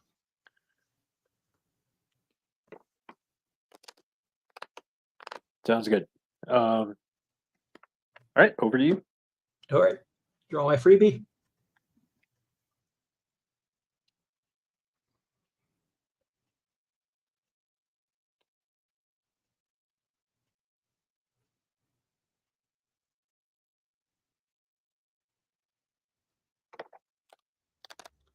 All right. We are going to collect the resource. Still collecting 7. Oops, dropped one.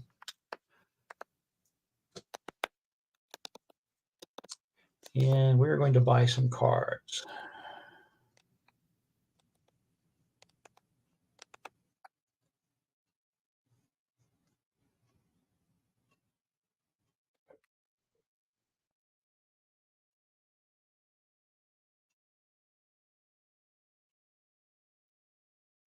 Buy 3. Okay.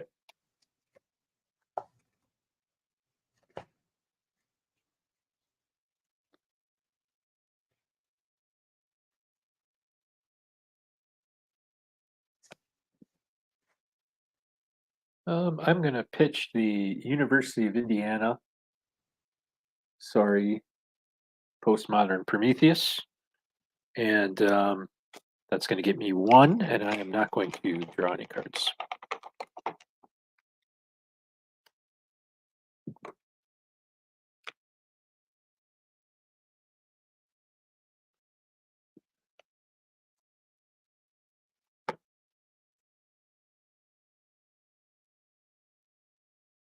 Hmm.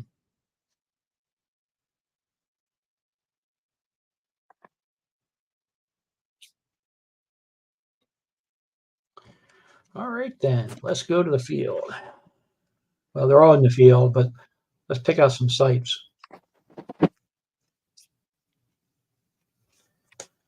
Let's go. We've got a Wahan Propulsion Laboratory in Colson, Washington. Computer 4+, motor question. That's going to cost me 2.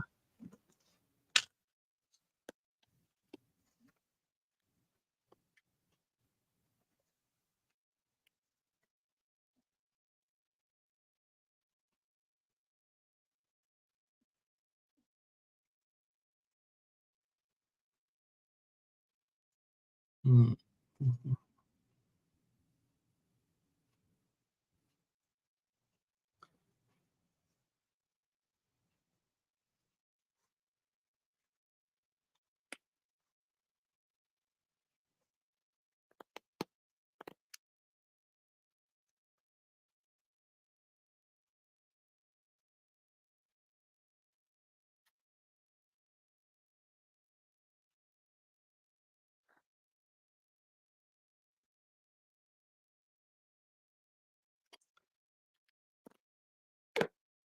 Nah, that's going to be it for sites.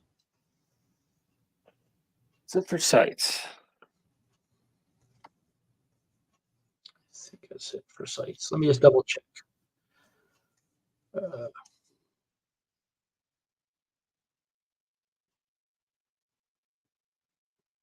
Yeah, that's it. All right, I'm going to play an event. Pay 2 for it. Staged abductions. Search my bureau deck and choose any one keyword abduction or abductee card. Show that to you, add it to my hand, and then shuffle my deck. Lovely. So any one abductee or abduction card.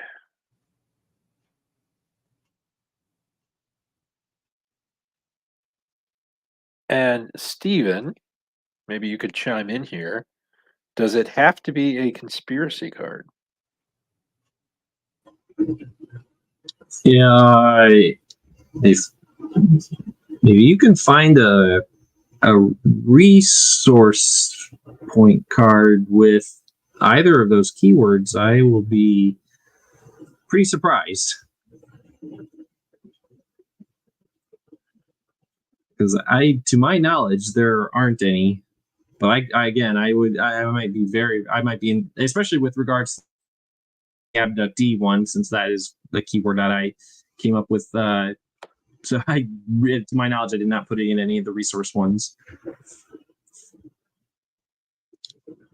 So I raise that only because we may in the future add abductee or abduction to RP cards.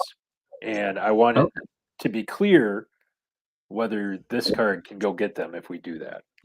Yeah, and I don't think there's an additional stipulation on that one. Let me just pull it up real quick.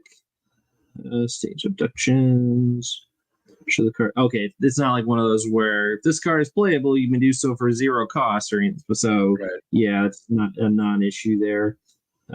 So yeah, we'll have to see what the future holds.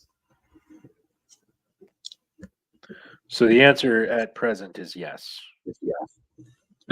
Yeah, but you're not gonna at the present moment in time. You are not going to find a resource point card that has that either of those two keywords on it. Does it have to be a resource card? No, it has to be. No, I'm saying you won't find any. So you are going to be pulling a conspiracy card with this one. Yeah. You could make Summoned by the Stars playable by either side.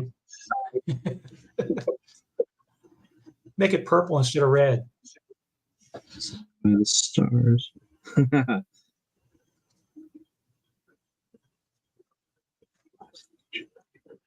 So here's a question for It's you, pretty John. dastardly for an investigating team.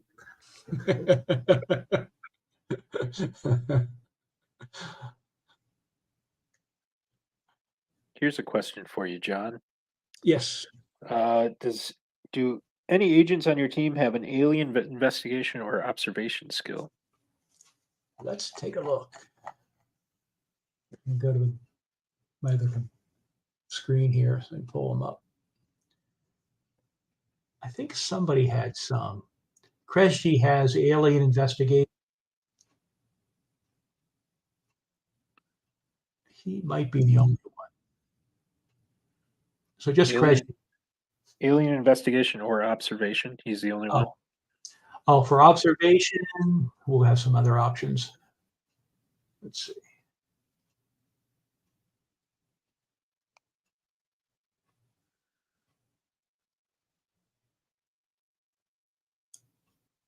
No, he might be it. Let's double check.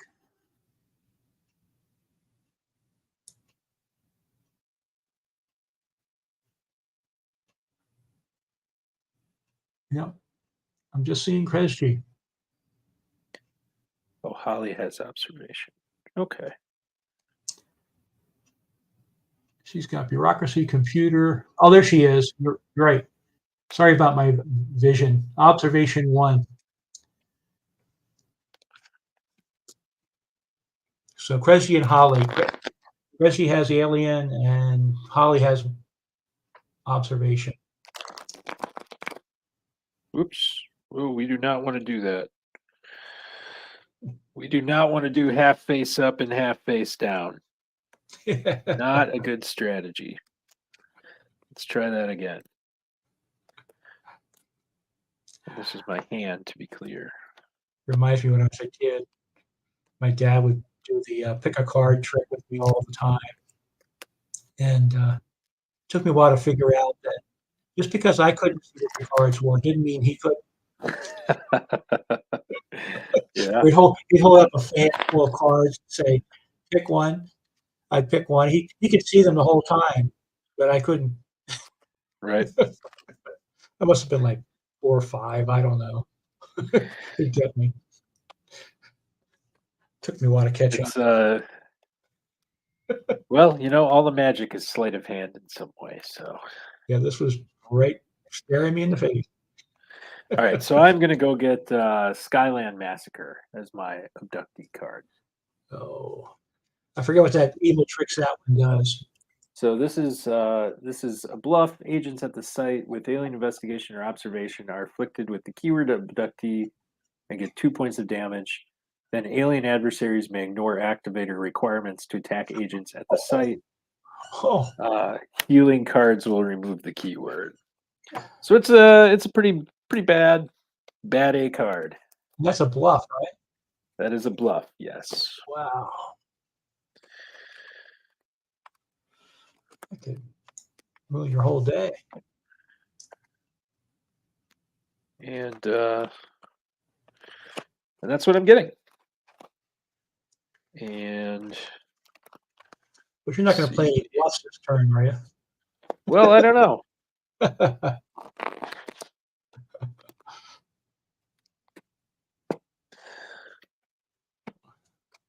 right.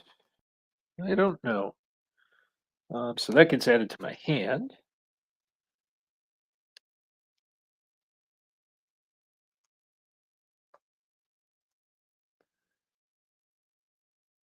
And I'm going to put One bluff down on that site.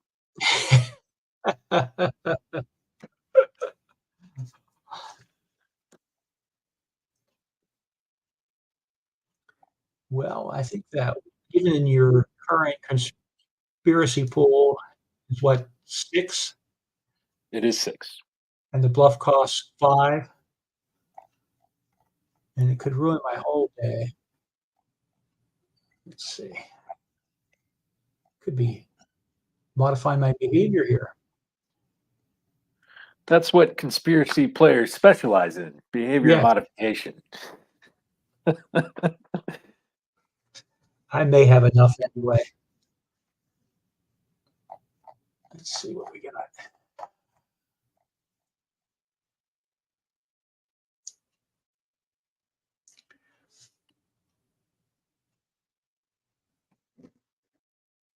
I will send in the other guys.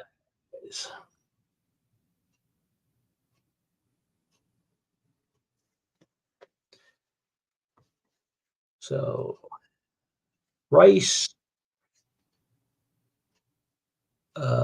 Stone Cipher, and Kinsley. Let me just see what I have for computer on those guys. Just double check here.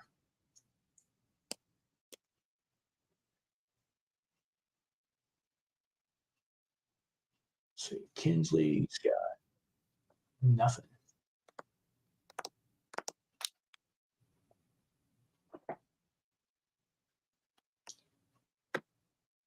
So Rice has 2.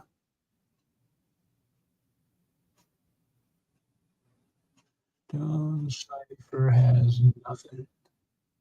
And Kinsley's got nothing. So I will take 2 from my friend Esther Naira. Something iron? Yeah, something like that. To get to my 4 minimum there.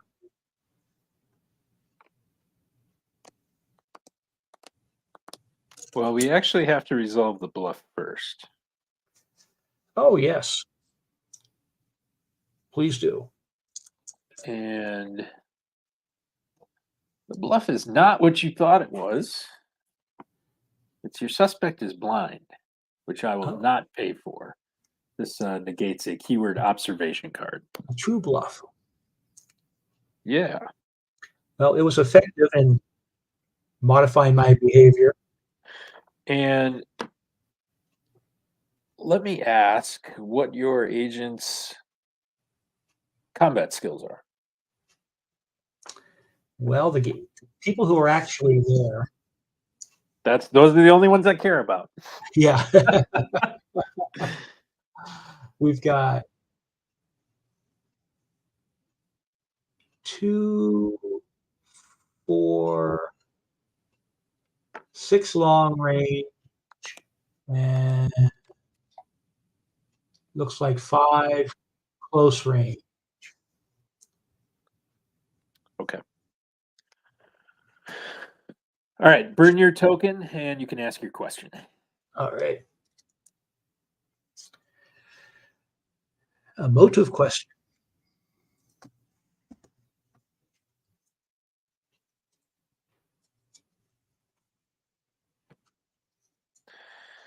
I didn't quite get to where I wanted to be with that exchange.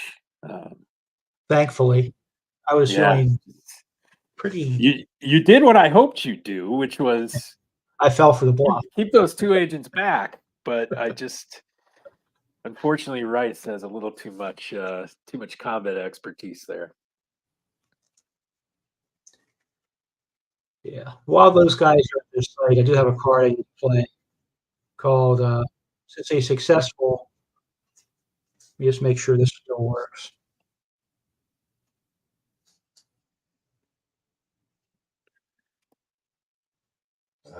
Nope. Nope. Nope. Nope. Never mind. All right. We were asking a motive question. Motive question. Okay.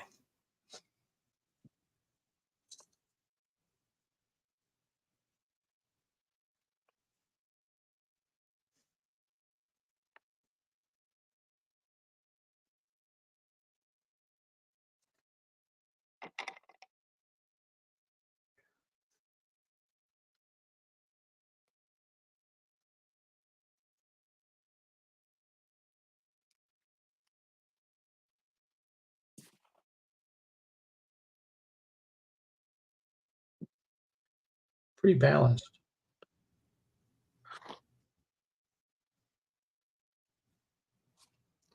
Looks like survival is the winner. Is your motive survival? It is not. Holy cat.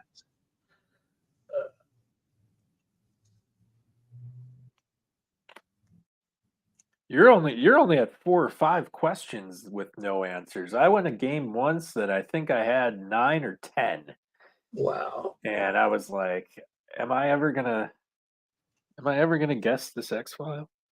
Well, my previous game, season 5, my first 2 questions were correct. Were hits. Ooh. Yeah. Well, then you're due for this kind of luck. Yeah. You used up all your good karma in that game. The pendulum swung.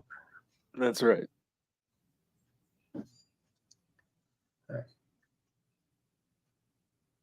We're getting down there, though. Let me just double check. Yeah, you are. You got to be down to like 10 or something. 1, 2, 3, 4, 5, 6. About 9, I think. Yeah. Okay. I think I decided I could not play the card I wanted to play. Okay. Let me just make sure. So I have 5 cards in hand.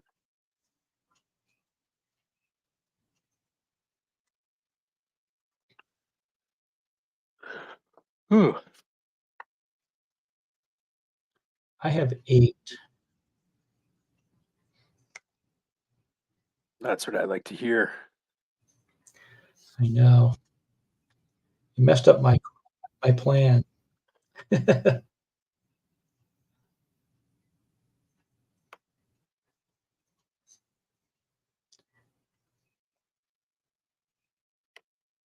I'm going to discard my psychiatric hospital.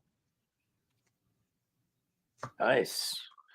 Pulling out sight cards. I like that. Yeah, I don't like that. Okay. So flip over to me. I will draw my card. Oh, they're still. Generate res, and unfortunately, Scully being in the hospital is not a great thing for that. So I'm only going to get 3 this turn. Nope, I'm going to get 4 this turn. Stone ciphers plus. Wait a minute before you get too far.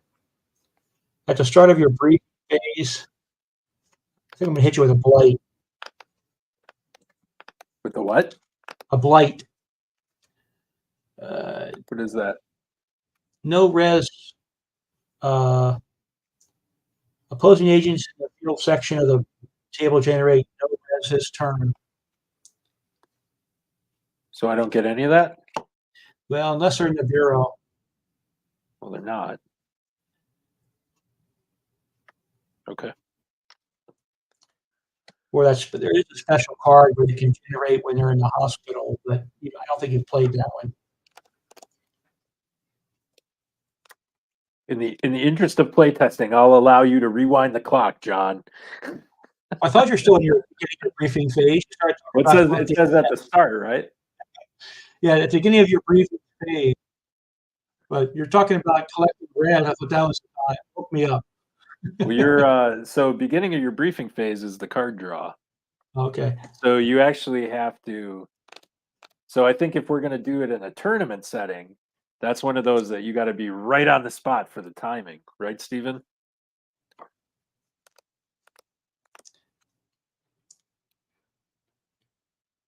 Yeah, at the start of your opponent's briefing, so I should have pulled it when you initiated your turn.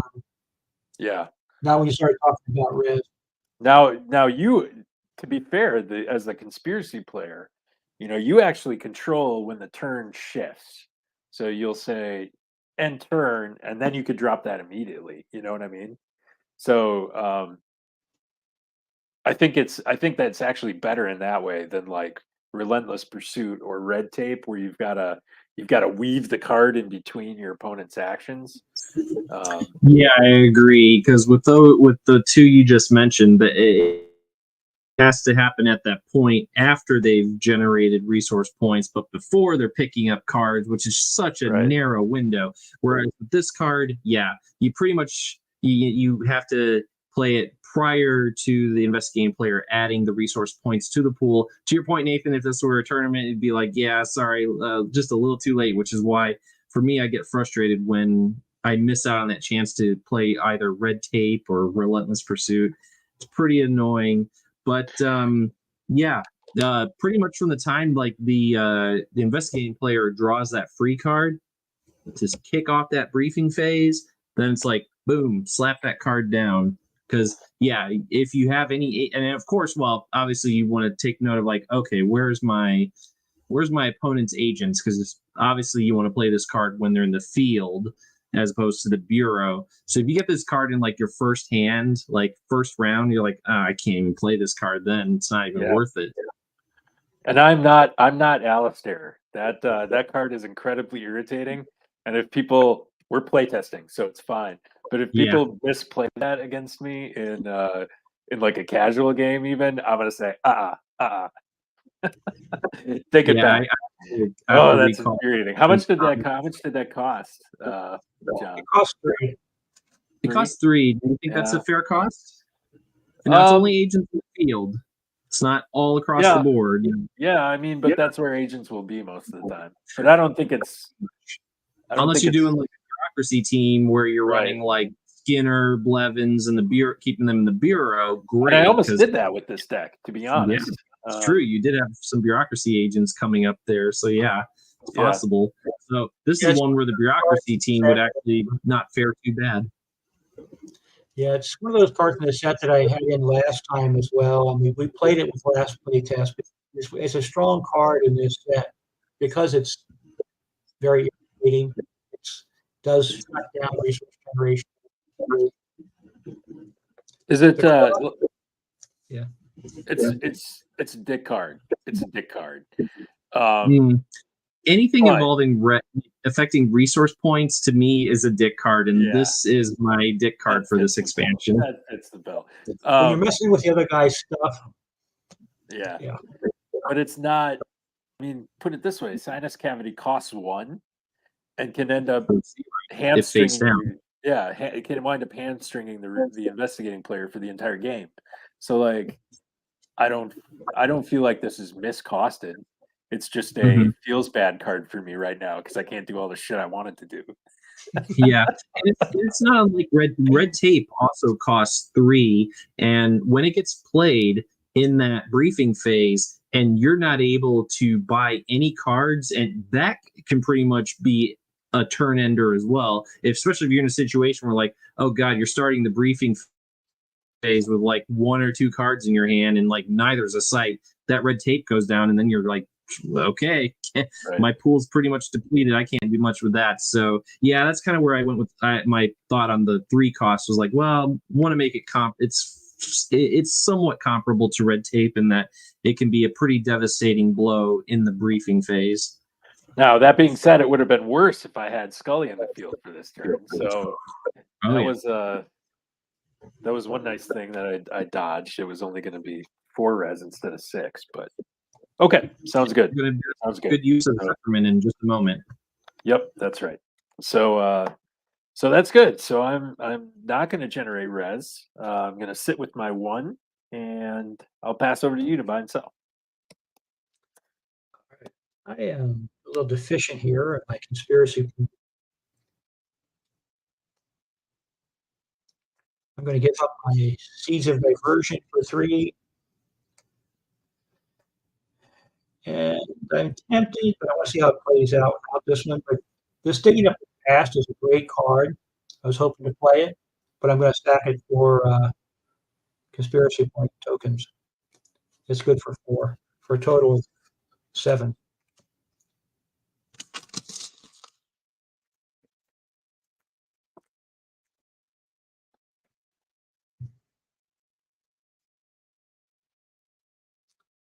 And then I'm going to buy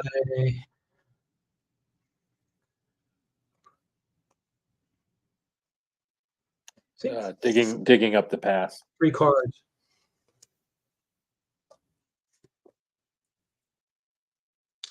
Powerful card.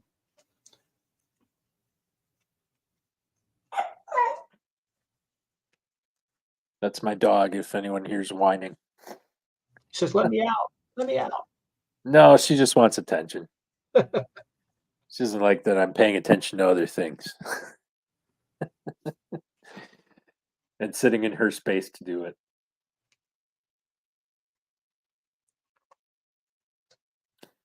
All right. So let's see. You have bought and sold cards, and I do have some healing to do this turn. And we're gonna see Dr. Zuckerman pay off for me.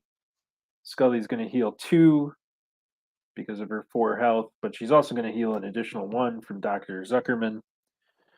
And during deployment, we're gonna scoot her back out to the field with 1 damage on her. Ooh. So thank you, Dr. Zuckbucks pays off. And then during case assignment, I'm going to use my lonely RP plus the 1-off extra crunchy evidence to play Icy Cape Alaska. You know it, you love it. It's an evidence collection 4 and result site.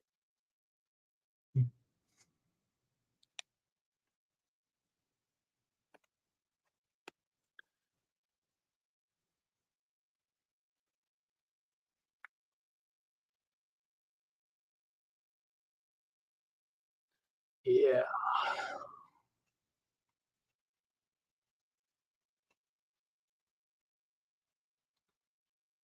That I'm not liking. Got a card out there. Well, you know what, John? I didn't like I know. having no res. Everybody's back. And you got that evidence collection of 9 again to deal with. All right. Back up, baby. Icy Cape. Let's see. Let's put a bluff on there.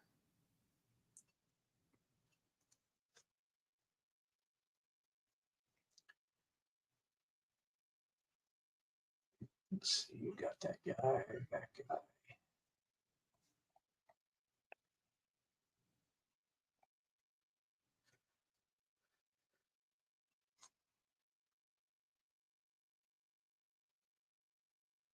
There's at least 1 bluff. And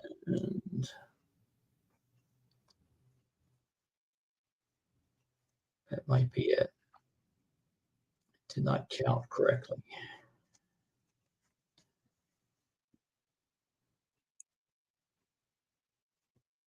So girl, use her special ability to take a peek. You'd like that, wouldn't you? You've got 3 fights out there to go for. Yeah, and we're gonna send everybody to Franklin, Pennsylvania, actually. All right, I think that was the one.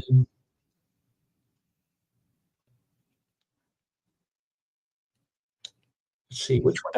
That was the one that did not the subterfuge one. It was the other one that adds 1, I think, for every agent with a Roy Khan. Sure.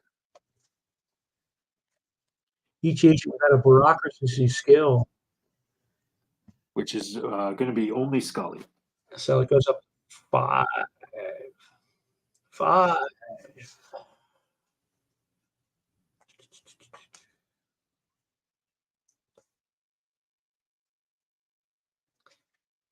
I'm not going to waste the money on him. Yeah. Well, I figured you can pretty much pay for the bluff, or you can play one other thing, maybe. So, anything else to throw at me? Currently have criminal investigation of, I believe it's 6 to 3, 4, 5, 6. Well, sadly, I did my math a little wrong, and I'm one shy, as they say. But there is something I can do. I'll never mind. No, I can't. Go ahead. All right. So this is a method question. And by the way, if you want to, so that other bluff is going to stay on Icy Cape. What you've got there. So we need a method. I should leave this up here until I fix that.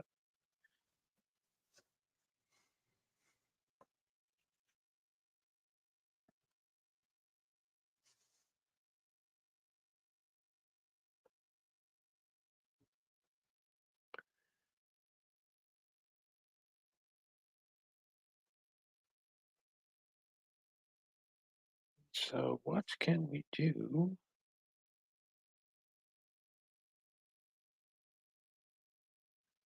With method. Subterfuge of 1, 2, 3, 4, 5. Get possession. 1, 2, 3, 4, 5.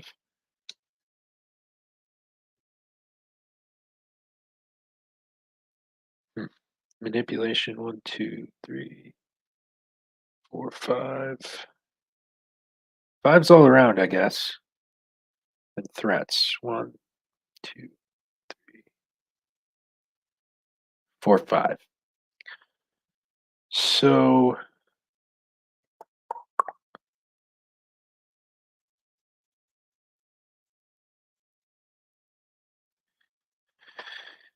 boy, everything is kind of a wash, isn't it? Let's do. Is your method possession? Were you doing that?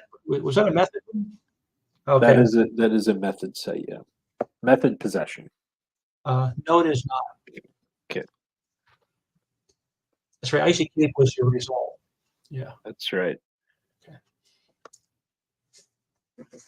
Don't worry. We're setting that up. Well, I did not forget. For method adversaries, I hadn't checked for, but we'll just pretend.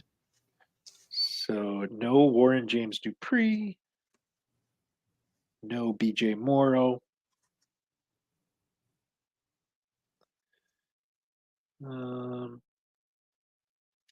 Ed Funch, you're out. Get out of here, Ed. And the Arctic Worm. What a shame.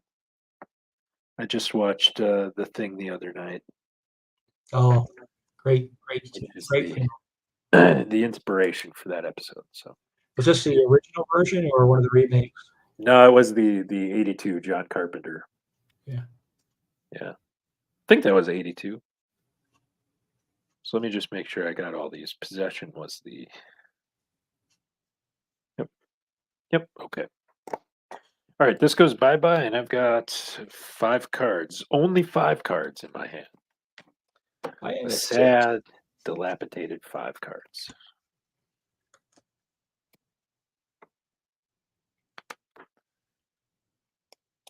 And at the start of your no, just kidding. It is my turn. I'm drawing my card. You want to do something? No. I have nothing that cool to play. All right. Got my resource fade.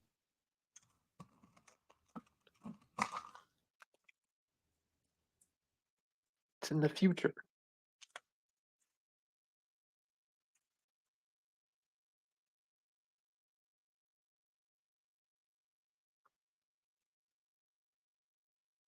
Okay. See if anything else. Over to you. All right, I'm gonna sell Gibsonton, Florida for 2. And thinking I should probably just turn that right around and draw 2. And that's what I'll do. 1, 2.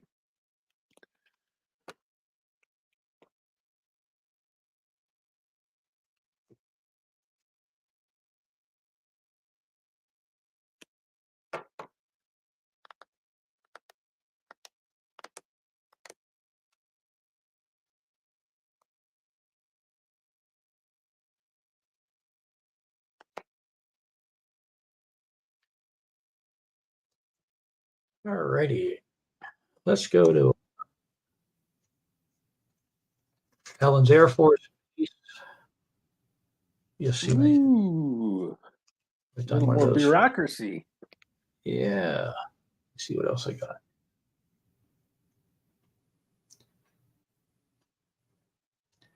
Two.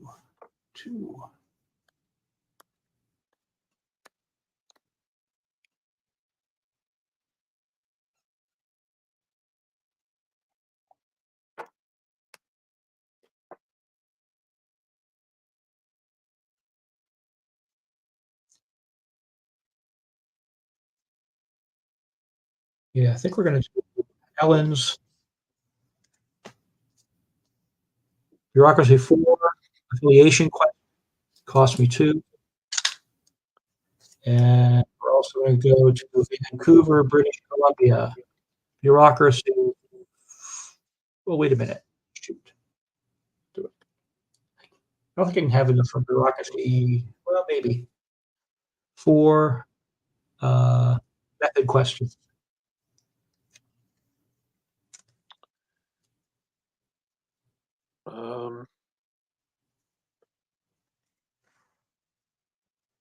No bluffs.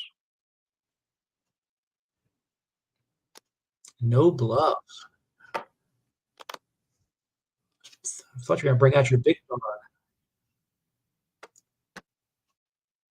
Okay.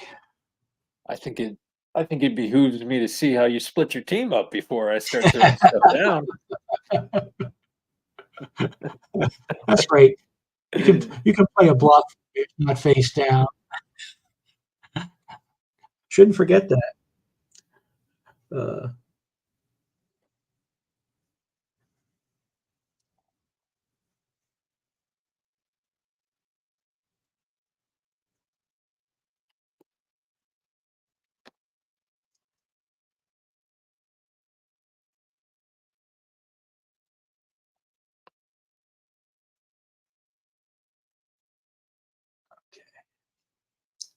So I can split up Kinsley and Stone Cipher as long as they're on the same section of the table. Right. Okay. You don't have to be at the same site. All right.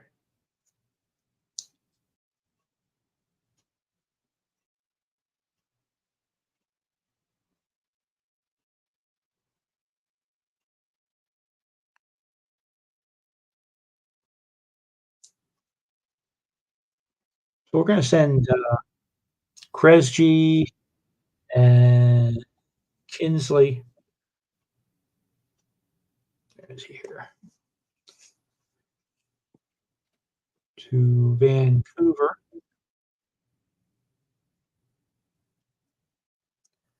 And the other guy will head over to Ellen's Air Force Base.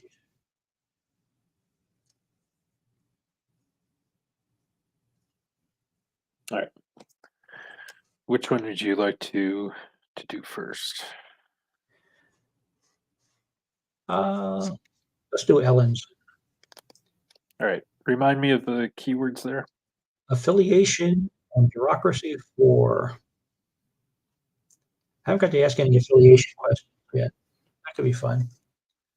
Although not as helpful as the other ones at this point. And both, so Holly was there. She had observation, right? Yep.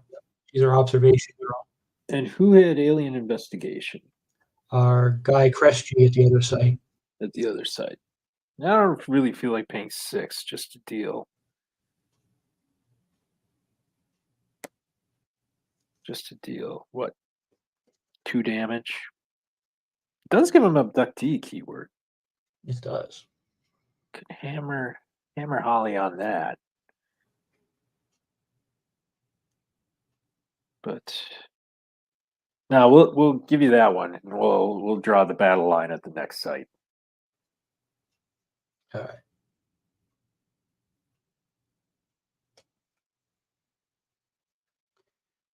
Affiliation, not going to do much. Let's see.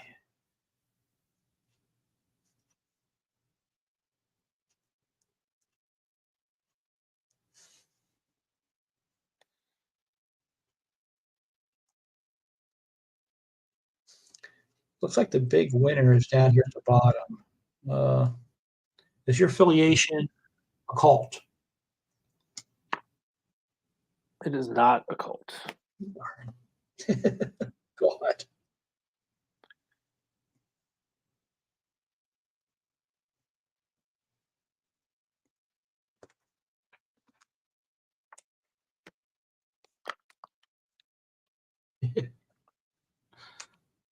Yes, occult's gone.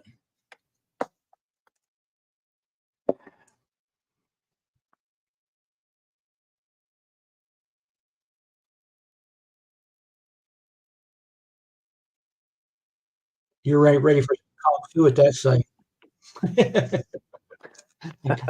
Both these guys can take martial arts cards. So what's your bureau? Oh, you did have what, 5 bureaucracy at the other one, right? You did. This one had the minimum 4, I think, and the other one had 5. So This one had 𝐗-𝐅i𝐥e𝐬, Kinsley have 5 for bureaucracy. Requirements Okay. 4, and that's a method question. Okay. I didn't want to pay 6 to deal 2 damage, but I will pay 6 to deal 3 damage. It's not going to stop you from investigating it, but I just, in the interest of play testing, I want to play. Oh, there's King not much I can do display, about it. which is an adversary, occult prime. I'm sorry. Let me start over. Adversary, occult, phenomena, master are its keywords. Wow. Does not initiate combat. Each agent on the team inflicts X damage upon themselves, where X equals their close range combat value. Nice. Let's see if I can do anything about that. King display. And I'll clean out my CP pool just to throw some damage on some agents here.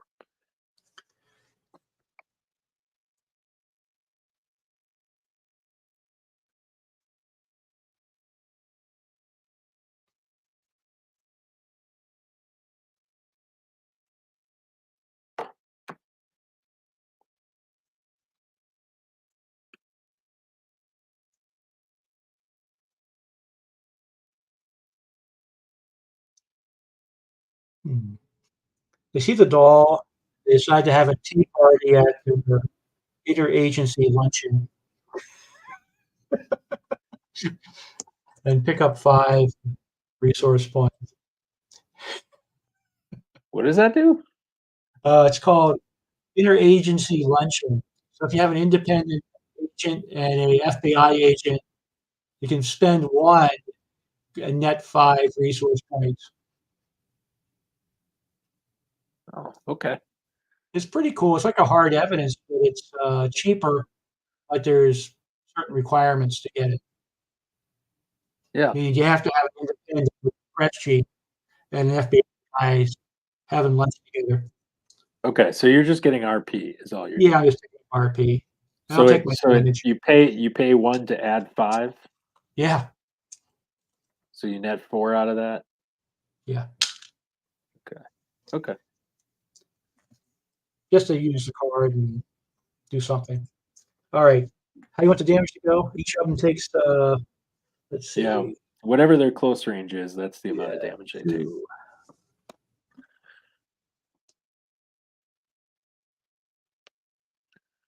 I think it's 2 to 𝐗-𝐅i𝐥e𝐬 and 1 to Kinsley.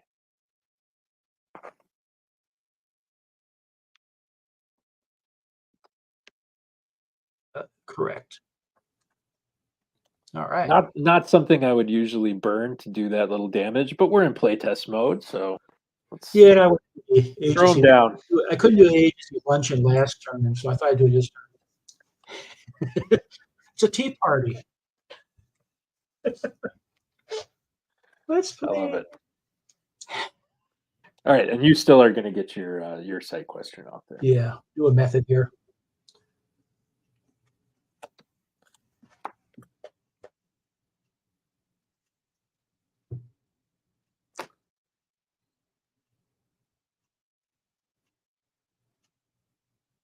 It's got to be subterfuge. Is your method subterfuge? It is not.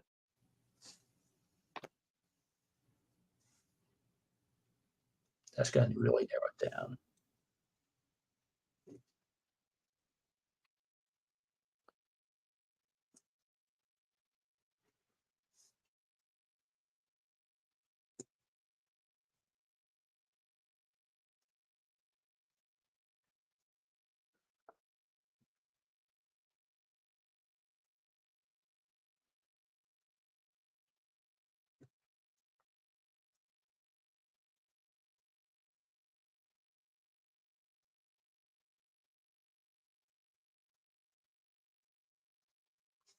All right, we've got 2 violence and a threats left, I think. Oh, wait, that one's gone too.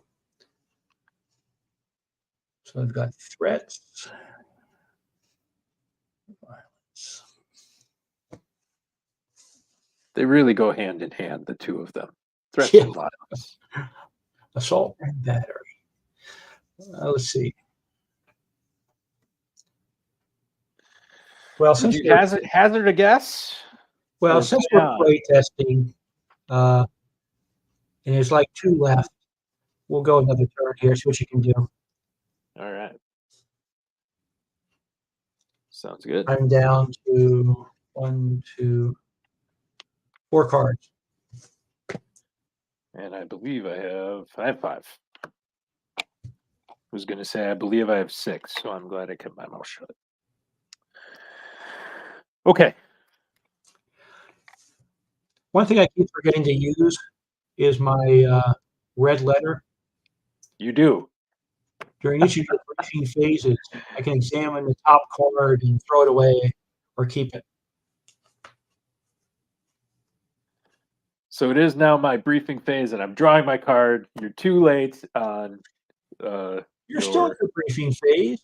It's the start of the briefing phase. Yeah, It's at the you're start of still the in it. briefing phase. It says during the briefing phase on this one. Oh no, it says yeah. I'm talking about that other card that stops Oh, yeah. from generating res. Say you're too late on it. Too late. So I drew my freebie, and now I'm going to generate my 6 res. 3, 4, 5, 6. God, it's so good to have res again.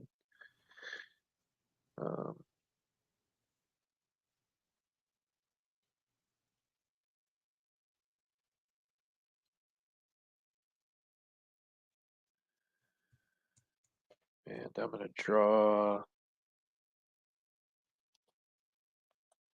Oh, she gets another token. I'm going to draw. Let's see. What do I want to draw?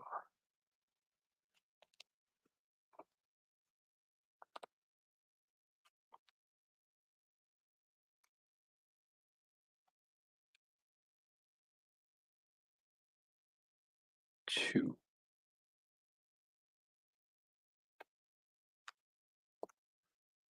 And send it over to you. All right.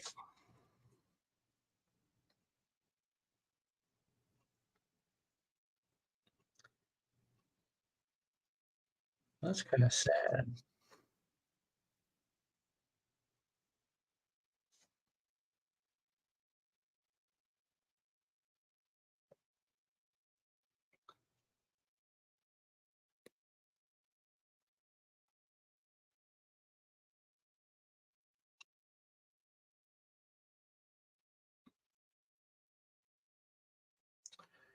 All right. I'm going to draw 2 cards.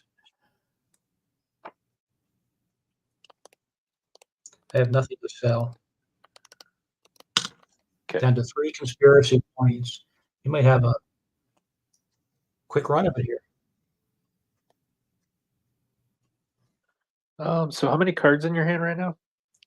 I am now up to 6. I had 4. I drew 2.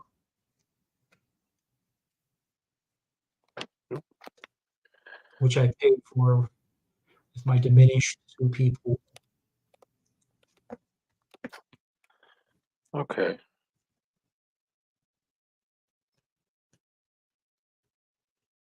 I'm going to play an event just because why? Well, actually, Maybe let's burn Scully's token and take a look at that bluff on Icy Cape before I do anything. I thought you looked at this one. Maybe not. I have not yet. Okay, this one's kind of interesting. The BATF refuses to play ball. It prevents your independent agents from contributing. So 𝐗-𝐅i𝐥e𝐬 cannot contribute to Icy Cape. Which would be fine. Let's Yeah. make that. Not a big deal. So let's just insulate myself a little bit more here. And I am going to play my event. It is Lies Within Lies, which we discussed a little bit. Pre-game, or it might have been at the beginning of the match, but I couldn't find that. Let me see if I got it here somewhere. So you can pay 3, force an opponent player to reveal any bluff cards in their hand. If you have 1 or more, there is 1 discarded at random. Okay. Was that a season 5 card? It is, yeah. Okay. Keywords are event and subterfuge, which we don't see on as a keyword very much.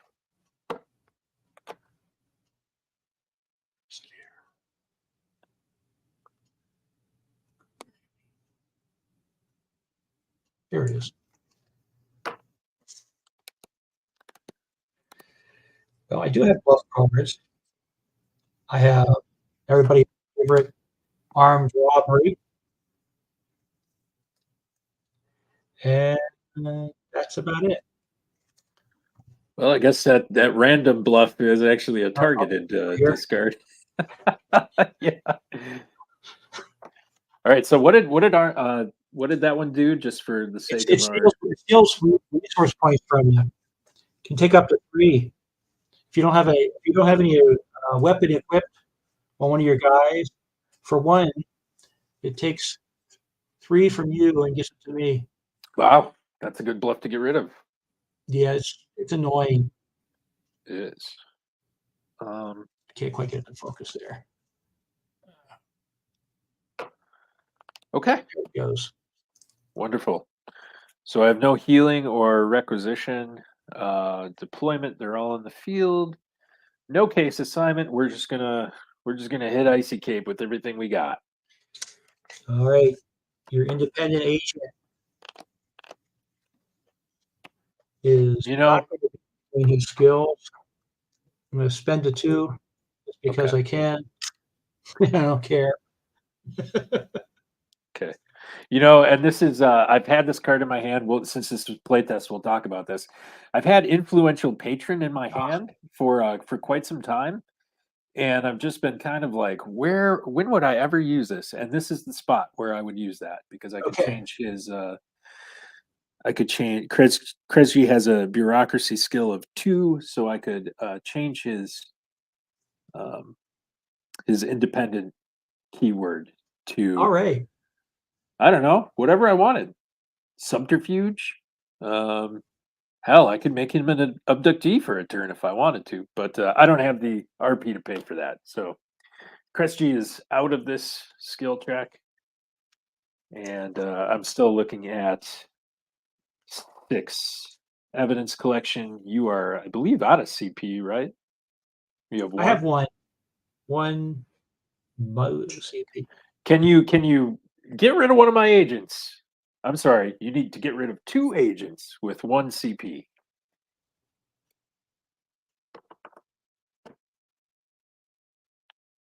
If you can do it, I will give you a round of applause. I'll try. I'm going to play my blue plate special. Oh, nice. Okay. Yes. Play this card, flip over the next card in your bureau deck. It's playable. It won't cost me anything. That's right. And that card is a bluff. Oh. It's an armed robbery. Oh, so you got 2. Well, I have. Okay, so you're going to steal 1 RP from me. And I will have to pay for it. No, it's played for free. Yeah. And you say you have 1 RP? I have 1 RP. So. All right. So now, holy cow! You've just doubled your CP pool. and now you can maybe throw some stuff from your hand out. No? So now I think I am really out of options. Okay. Wait. Oh. Nope. You're right. I'm out of options. Okay. So this is going to be a result question. I was kind of game planning for this with my last question. And I believe manipulation is the 2, 3, 4, 5, 6 manipulation. I think physiological. I'm down to 5. 1, 2, 3, 4, 5. Oh, I still got 6 on physiological too. And icy cape was a result. Result, yeah. Yeah. So it's between physiological and manipulation. And well, I can eliminate an affiliation. But I don't know. For some reason, I get a vibe that your X-Files result is physiological. I'm afraid your vibe is incorrect in this instance. Yeah, well, that's what I get for saying the word vibe on a broadcast. I drive a vibe. Pontiac. All right. Apparently, So they couldn't sell those in some countries. no ancestor spirits, no Leonard Vance, no volcanic spore, no alien DNA. Oh man, you're the cigarette smoking man. I should have known. No Emasculata and no .com.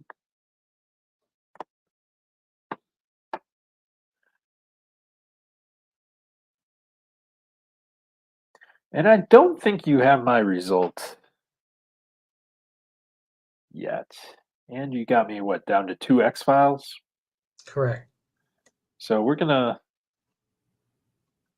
we'll play on. Let's see, I've got you down to 1, 2, 3, 4, 5, 6, 7, 8, 9, 10, 11. So we still got a ways to go. And if I can thwart you at this next investigation, who knows what can happen. So yeah.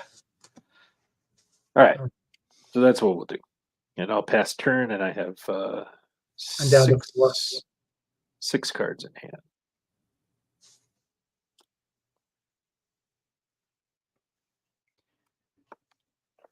I will take my starter card here, my freebie.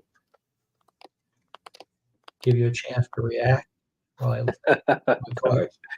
No.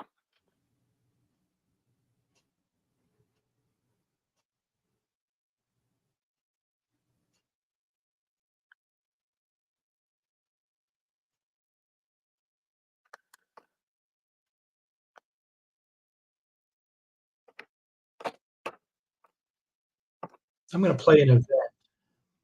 Okay. Called a beckoning offer. Allows me to bring one of my agents to the dark side and have him generate conspiracy points instead of res points. So you have to pay 2, and then one of your agents uses their res to dump into the CP pool. Is that right? Right. Okay. Correct. Okay. We'll corrupt Stone Cipher here. Did you pay for the card? Okay. Yes. Okay. Sounds good. I'm going to collect res. We get 5 regulars. 2, 3, 4, 5. And CCG.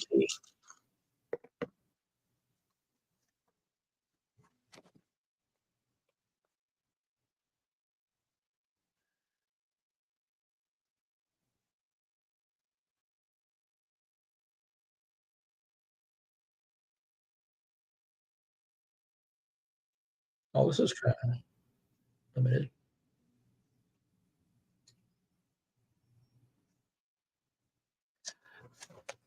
I'm going to draw a bunch of cards. Let's draw least 5. Make it 6.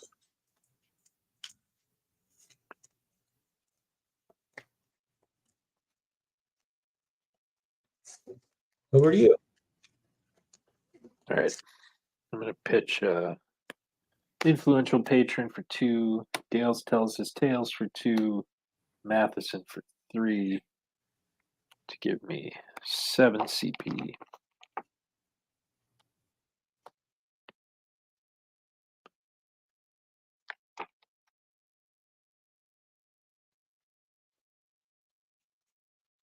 And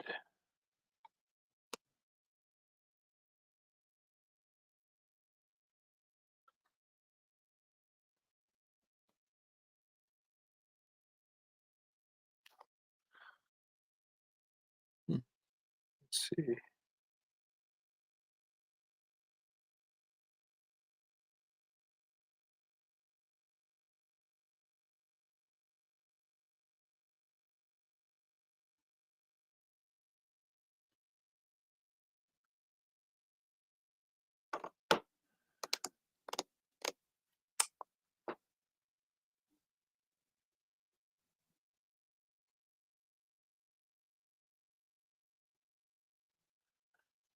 Not going to buy any. Wow. Let's see. I've kind of forgotten what we're doing. It's my turn to play some sites, right? That's right. Okay.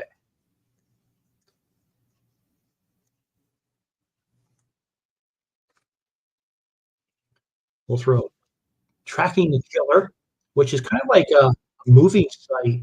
There's no actual location for this one. It's kind of unique that way. It's going to cost me 2. It's criminal investigation 4+. The question is motive. And we'll also do Elton County, Virginia. Oof, 2 sites. Yeah, 2 sites.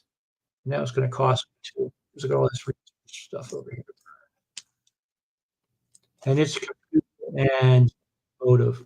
So one's investigation motive, the other's computer and motive. Okay.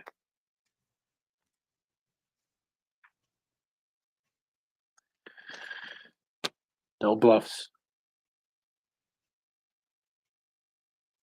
I'm going to do a road trip. Should have said that first, but it's going to cost me 1 and allows me to go to both sites. When do you have to play that? It says play on a team in the field during the point phase. Well, we're in case assignment now, John. All right. Don't worry. I'm going to enforce that one since you've played it once already. Yeah. I'm reading the card and next thing I know. Okay. Only because I want to play more cards. Yeah, that's fine. Well, if I go to both sites, you can do that. No, I can't. Because the game's over. All right. No, you're not bluffing at all, huh? No bluffs. No bluffs. All right.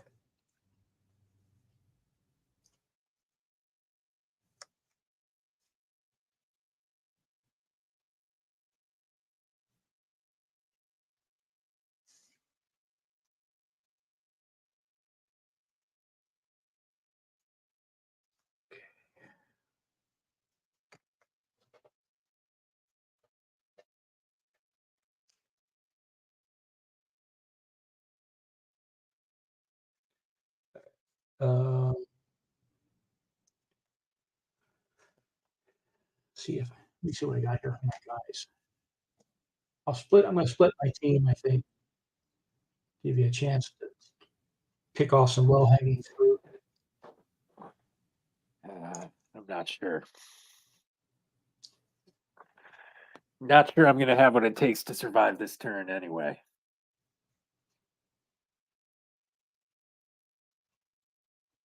Let's see, Holly's computer.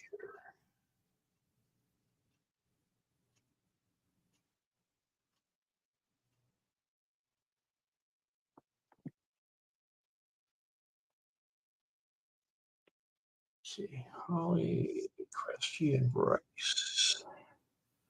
Computers, guys. And then we have enough CI left over.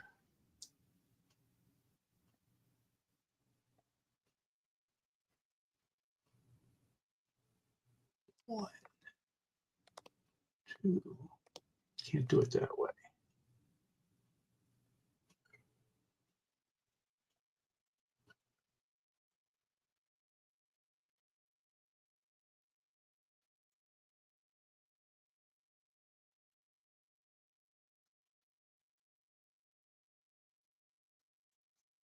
So Kin, Stone Cipher are definitely do criminal.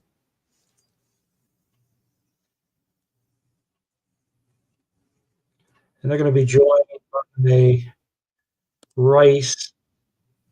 Let's see if I have enough left here for Holly and Cresty. Do the computer of 4.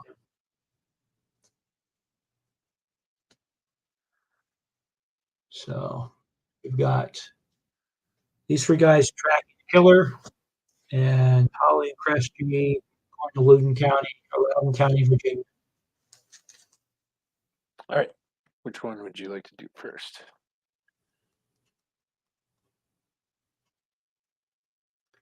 We'll get the criminal investigation out of the way. The tracking the killer, where they're pointing at the map and thinking about where they're going.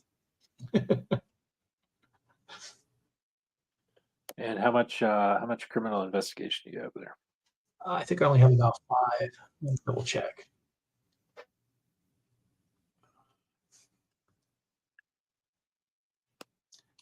One,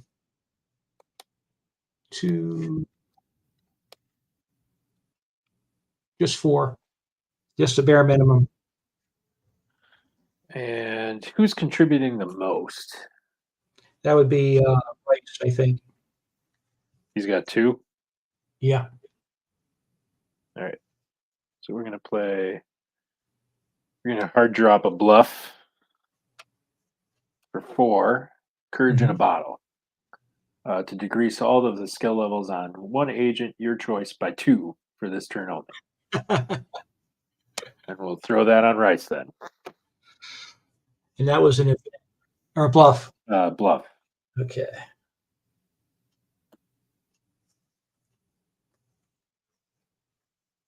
I can get out of that. He shows up drunk for work and kills that investigation. Nice. I don't think I have anything to salvage that. All right. Bummer. Next one for you to foil. Next one. So you currently have, is that a computer you said? Yeah, they're doing computer. And I think we've got 4 between them. And we've got Esther here in the background with 2 to back them up. Okay. So you're passing to me to play something? I'm gonna Correct. pay 3 and we'll bluff, but it's not going to help. It is dial and smile. Force an opponent to discard 1 witness resource in play. In addition, adversaries with the activator witness can ignore activator requirements to attack agents at this site. So you've got to pitch your witness, but you still got plenty of computer to make that work. Yeah, but she also had, what's the advantage she gives in terms of your adversary? If an adversary has the activator witness, could ignore those to attack the agents at the site. But I'm out of CP, so I can't. Yeah, I have no ability to play another adversary. Just because it's a cool card, I'm going to use this one. It's called Kill Switch. Nice. So what does that do? Because it's investigating a computer site, I can pay 4 and kill any card. Oh, okay.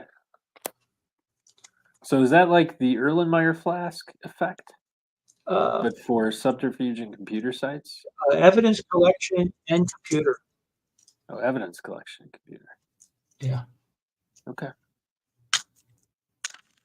Boy, I'm not sure how deep we want to go down that Erlenmeyer flask well for all of the as a philosophical matter.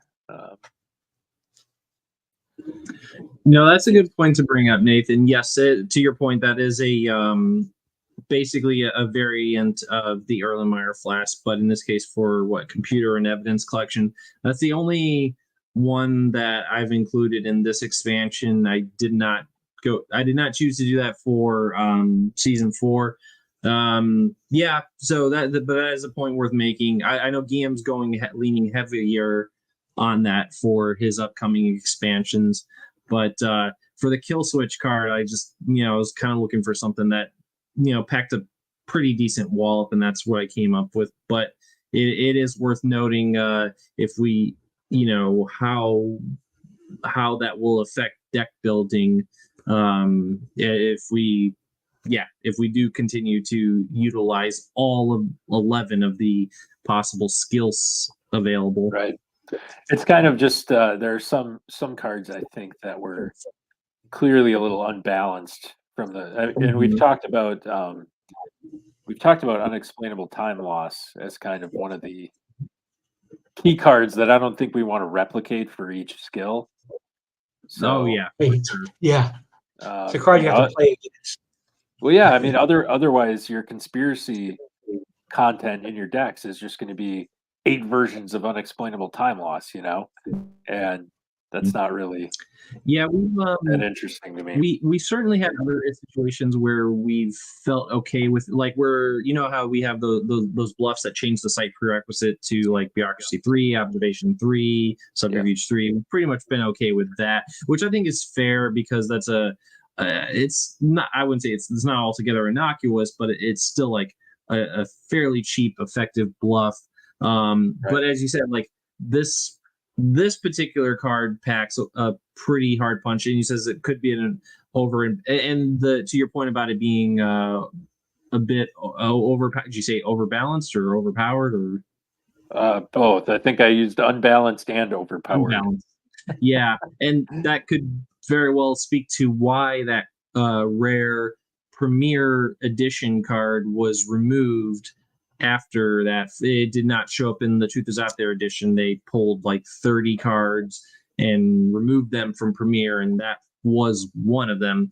And some other cards that got the axe from Truth Is Out There edition were also ones that one could argue were on the more slightly unbalanced side. Deep Throat being another example. So great point to bring up.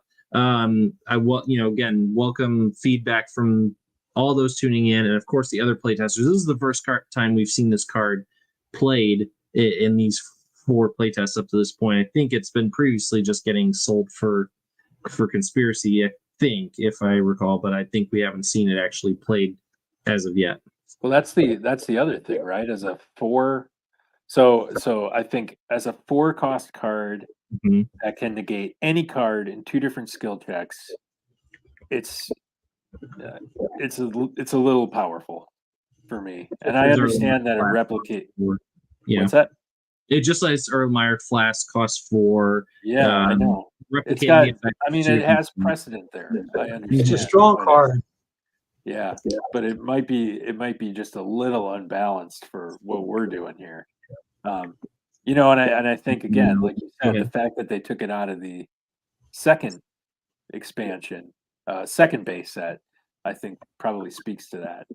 But I'm also not in favor of increasing the cost to 5 because I think that just means it's CP. Now you put it in the deck and it's both powerful and a CP outlet, right? So where I'm going with this, if I had to make a suggestion, I'm okay with doing a series of these, but have it be like negate 1 card during a bureaucracy, or I'm sorry, pick 1 skill, negate 1 card during a pick your skill, subterfuge or whatever, and then reducing the cost to 3. What's your feeling on that? I'm open to it. Yeah, I wouldn't. Yeah, let's see. We have on the conspiracy side, we have cards that negate one particular keyword, like Meet Brother Andrew, which negates one keyword behavioral. We have like Colonel Kissel negate one sciences, but the intent by those all cost 4 CP, and I think the idea behind that is because they can be used to negate sites, right? Because the sites have those skill keywords added to them. Now, flipping it over to the side of the investigating player, where the likelihood of that getting played, where the likelihood of that getting played is still like you can still build your deck. Like if you're going to have like a team that's heavy on computer, for instance, Burke and Lamana comprising a strong computer team, this could still be an inclusion in there. So with proper deck building, the card still retains a bit of power. Oh, absolutely. I mean, it's with because that, of its versatility. The versatility, you can negate a bluff, you can negate an event, you can negate an adversary with it. So that's its real advantage. So if you do have a computer team, you're probably still putting it in. You're just eliminating some of the flexibility of the card to. And I know for when I often do decks that are heavy on alien investigation, hence the channeling and all that. So I tend to often lean towards alien investigation. Right. So the Early Modern Classic is usually a common staple in my deck, and with that, I'm very often like including this card and a whole bunch of alien investigation sites. So I'm not going bureaucracy and alien investigation sites. I have not done that. I have. I actually built. You have done that? Yeah, I actually built a tournament deck designed to take advantage of Erlenmeyer Flask because it's any card. Yeah. So it gives you an extra Frohickey, an extra Langley, and an extra X, all built into one card. I mean, it's amazing. Okay, all right. So we've got a script there. What's that? Is that a script? The Erlenmeyer Flask script? Yeah. Oh, nice. That's my favorite season 1 episode. So I guess what I was thinking is that I was wondering like how much would it change the impact of the card if we limit it to one skill. And I know for me, like I said, I'm usually including Erlenmeyer Flask with an alien investigation themed deck. I'm not usually leaning towards bureaucracy, but that's not to say that that would never happen, because as you just proved, Nathan, that can be done, and it could be. I've just never. I don't think I've considered doing it. Maybe I have, but it was not a strong thought. So, I don't think you're not mentioning. Oh, go ahead. I was going to say, Guillaume, I know you're watching, and I know you plan on pretty much using every other variant in your upcoming expansion. So, obviously, I know you're going to have a strong opinion on this.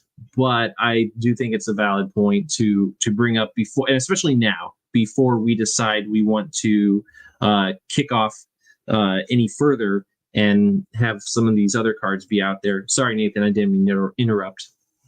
No, I was just going to say, I think, I'm not suggesting we choose a course now, but I think it's definitely worth having the conversation. Yeah. Yes, I agree. I don't think we've had.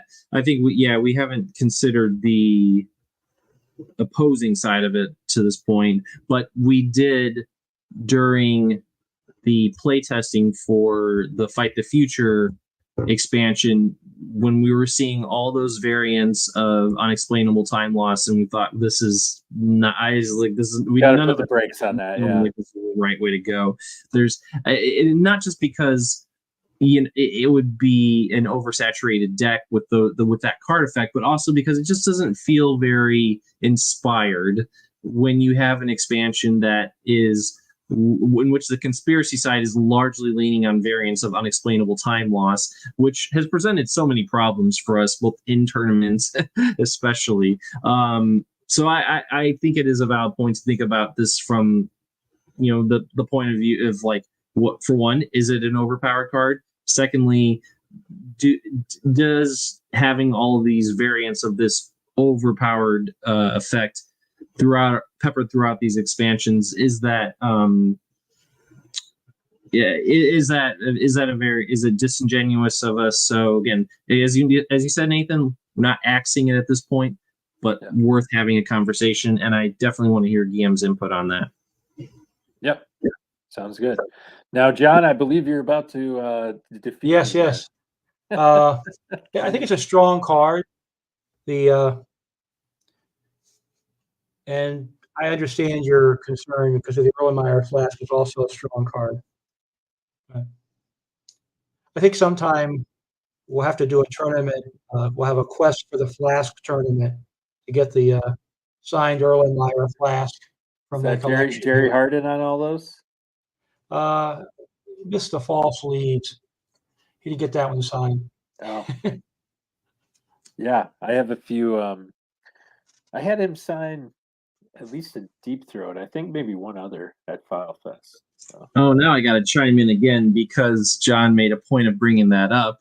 I do have a signed Erlenmeyer Flask that. Nice. Yeah, at File Fest. This is signed by Bob Goodwin, the director of the episode. This was his first directorial effort on the X-Files.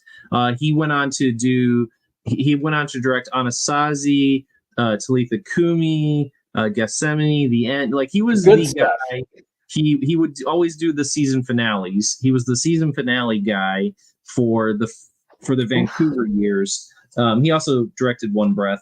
But so he was at Heavy Fest Mythology. with his wife Sheila Larkin, who plays Margaret Scully, and so I thought this would be a perfect card for him to sign because it's his first X-Files effort. It's his monumental episode, and that's an iconic scene from that episode. So it just seemed like a perfect one to have him sign. Mm-hmm. So it wasn't signed by the grown-up baby there or anything. I didn't catch that. What was it, John? Never mind. My mind. I missed the joke. I just didn't hear it. Well, I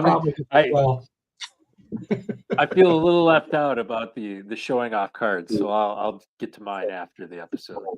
Yes, if anyone's still watching, please stick around for the end. Nathan's got a big surprise for us. Yeah, I think we should have a quest for the Flask tournament at some point. We can offer it up as a prize. I love it. Anyhow, Computer 4+ motive quest coming up. The motive. You got it. Is your motive threats?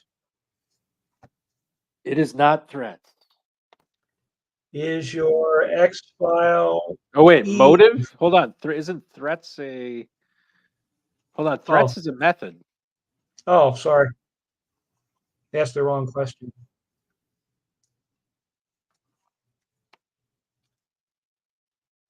Is your motive? Well, I think hold on. So I answered a security. Had you already guessed threats for motive? Yeah, I said the wrong thing. Okay. But the same guy is eliminated. We are down to 2. Okay. So is your motive security? It is not security. Is your X-File 𝐗-𝐅i𝐥e𝐬? There she is. All right. Ooh. Congratulations. Very nice, gentlemen, and that concludes. Sorry about my multiple mess ups. That's okay. Not no worries. I mean, the card text on these is so small, but again, congratulations, gentlemen, on completing this 4th playtest for the Season 5 expansion. We did see a lot of great cards get played, especially in the events department. Nathan, I got to give you props for playing not 1 but 2 keyword expenditure cards, Blue Man Group and Extra Crunchy Evidence. The Stage Abductions card, of course, bringing out that Skyland Massacre card. I had a 3rd expenditure card. All out with the expenditure cards, didn't you? They're pretty handy. They basically give you an extra game effect. You know, some of the agent game effects, they incorporate them into event form. So I like them. Yeah, well done. me too. I always use those I always use at least one of those agents in my deck that can pay for a certain keyword card, and it's just nice to have that versatility of being able to use that effect with an agent who has an alternate effect. I'm also very much a fan of use of courage in the bottle. Hadn't seen that one up to this point. Yeah, nice. Yes, it's a slightly stronger version of the sleep deprivation bluff that we saw in Premier Edition. Also, let's see, Michael 𝐗-𝐅i𝐥e𝐬. Good props to John on that. Actually, props to both of you guys, because both of you guys each made good use of witness resources. And this was pretty much like right out of the gate. We saw like 3 or 4 witness resources getting dropped. Esther Nairn gets some praise, Dr. Zuckerman, and then Michael 𝐗-𝐅i𝐥e𝐬 came in shortly thereafter.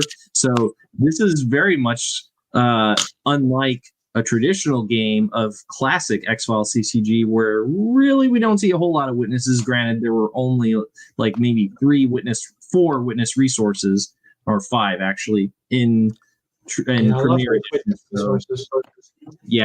So I like that, we're getting a lot more use of witnesses now, especially because they have some pretty cool effects, and the witness resource, the resource aspect, which keeps them in there in the field longer, does make them more appealing.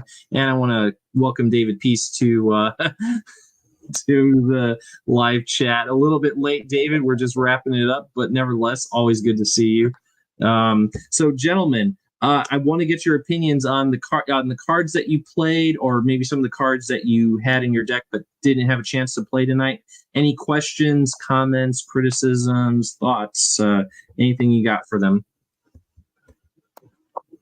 Well, in my first playtest game, I did have the add-ons on almost every agent, but it costs resource to put those on there, even though it's just 2. You think, oh, I'm going to get back, I'm going to save these stuff. But I found that I was running out of resource points for other stuff. Even though the idea is everything cheaper, having so many in was too much. So this time I cut out a lot of those and able to slim the deck down. I think it played a little better that way in terms of resources. I had tons of resource points this time.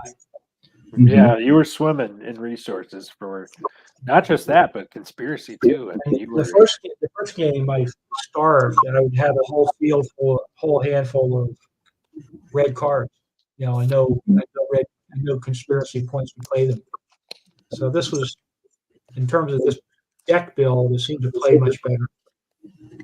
Yeah, and you had a very hearty interagency luncheon play to also really give your your resource points the needed boost. Is that card that strikes me as a little bit much too. You get one. It's like a hard evidence, but it is restricted to having that combination of independent FBI. True. But it is only one, so it is a good deal. And hard evidence gets played all the time. You got to have that combination of agents on your team in order to make it work. You got to have a keyword independent agent. You got to have an FBI agent on the same. You're going to build it that way. So then it becomes a lock-in for that. You're not going to not want to throw those in for a team built that way. I was going to say I typically don't play hard evidence. But if my team choice accommodates it, I would 100% play that card. I mean, it's that 4 RP swing is pretty. That's worth it. That's worth playing for sure. There's an example of you denoted earlier in the game, Nathan. Why would I want to play this influential patron card? You could change a starting agent's keyword from either law to independent. There you go. You got an independent agent, and therefore is that only. Remind me, is that only for one turn, or is that for the rest of that turn? Yeah, for just that turn. Yeah, it's not a resource card. That I think maybe I originally was conceiving. I was like, that's too extreme. Just this turn only. So just that turn. So again, it's a card that's worth maybe saving until the right point comes up. Now you could. There's a lot. I mean, there's a lot of lot of reasons for using that card, and this is just the first instance that we saw during playtesting. And so with respect to that card, I'm very eager to see what other clever uses you guys come up with for Yeah. that. It's not like it's one of intent in mind with it.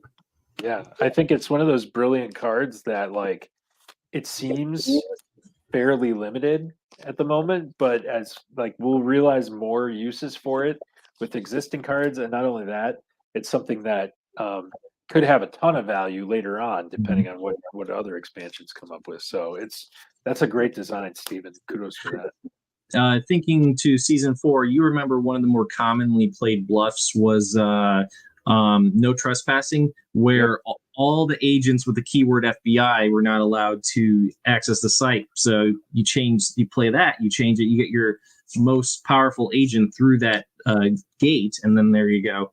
So again, like it's kind of like, I don't know. I hope it proves to be like a duct tape card where it's like 1,001 uses. But I love to see like what creativity you guys apply to that.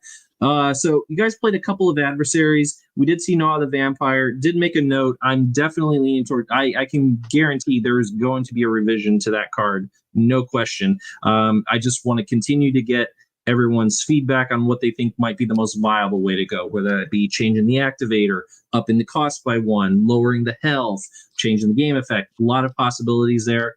Something will definitely happen. And we can play with them too. We can do different things for playtest games as well. Yes. Say, okay, for this one his health is 5, or for this one he costs 7. Yeah. Exactly. Go through the scenario a couple of times. If this for all the playtesters coming forward in subsequent games, if you guys want to try that out, I welcome give you a chance to talk through like what if we had adjusted by this? How would that play out? That would be very, very helpful if time permits, because a lot of times these playtest games are going to go for like 3 hours typically, as I'm finding, which is fine. A lot of good insight for each one, but depending on the time of day, might be a little bit late, because I know for John, we're coming up on we're 20 minutes away from what 2 a.m. for you. Yeah, so we're not all right. We gotta leave this for too long. John, you want to get some sleep. So let's see. Quick recap. So the questions we revisited the 𝐗-𝐅i𝐥e𝐬 the Vampire, and then the other question that arose is: are the variants of Erlenmeyer Flask worth including? Too disingenuous? Should we go that route? But that's a bigger discussion. We'll definitely want to have in Discord. Get everyone involved in that. And so changes to be made. Give you props, Nathan. I think it was you that pointed out Gibson Praise is missing the discard when the last token is removed. That will get added.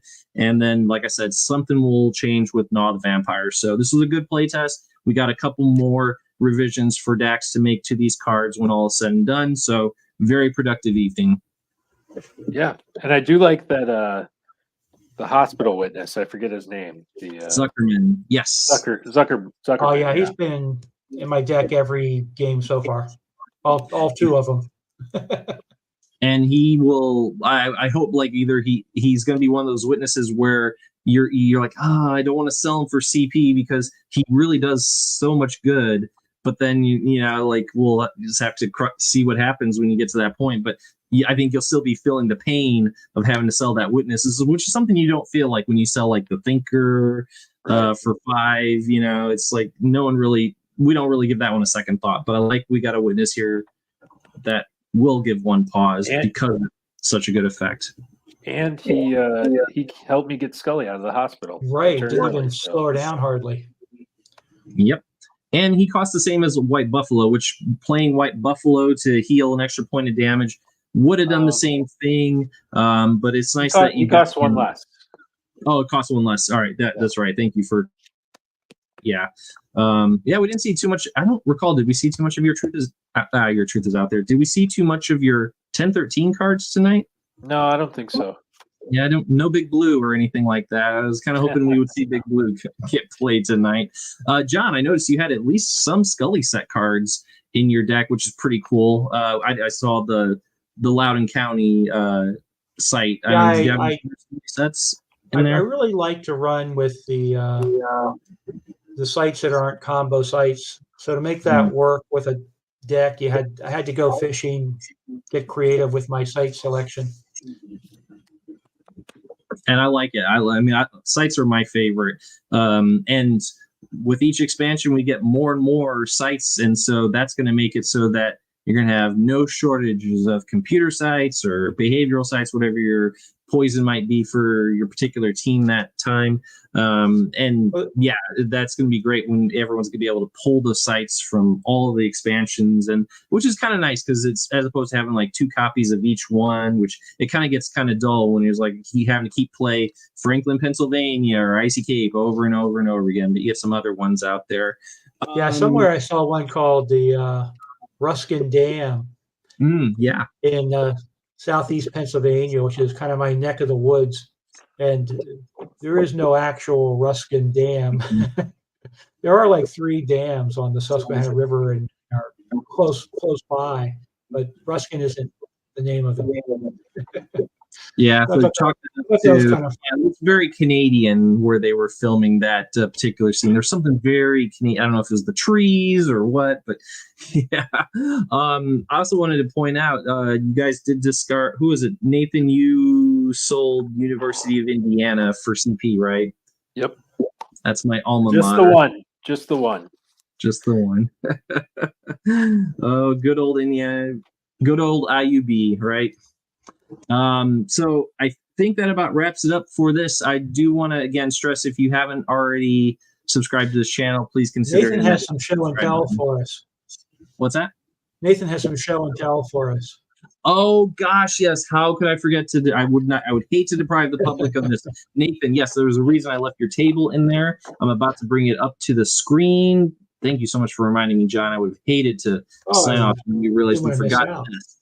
Bonus for anyone who has stayed up with us all night or has decided to watch this recording afterwards, Nathan has a very special gift for us. And who's that from? That would be, oh, I could cover his address, but yeah, you might want to cover the address.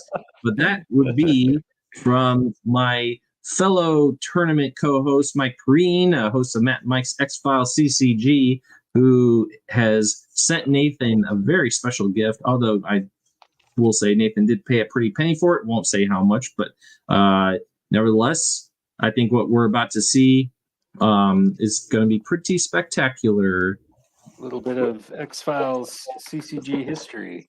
Very much so. It just seems like the longer Mike and I and Matt and we keep diving into the history of this game, we just keep finding more and more relics that we did not even know existed. And this is just the latest of many artifacts from this game's very short-lived history that we were able to find. And Mike had to get these sent to him all the way from the UK. Well, all right, are you ready for the reveal? Let's see it. A piece of cardboard. It's cardboard. Yep. Well, it's cardstock, you know. As we have some incredible chorus right here. For Nathan has what are the earliest drafts of the X-Files CCG, but I think at this point they didn't even have a name for it yet, because this was before the cards were even pitched, to card companies like Donruss or later on United States Playing Card Company. This is one of at least 8 sets. There might be as many as 12 made, according to a source in an interview. We'll see in hopefully not too long on, again, Matt and Mike's X-Files CCG. So we have like unique backs. What's that? Oh yeah, like the back. Unique backs. We're definitely going to take a look at those. And it's worth noting that, as again I said, there's about 8 to 12 sets in existence, and the color on the backside of these cards, as Nathan is going to show momentarily, is different for a lot of these. We've seen a lot of variations with the backsides of these cards. I've not seen this. And there are. Mike made sure these were not going anywhere in this package.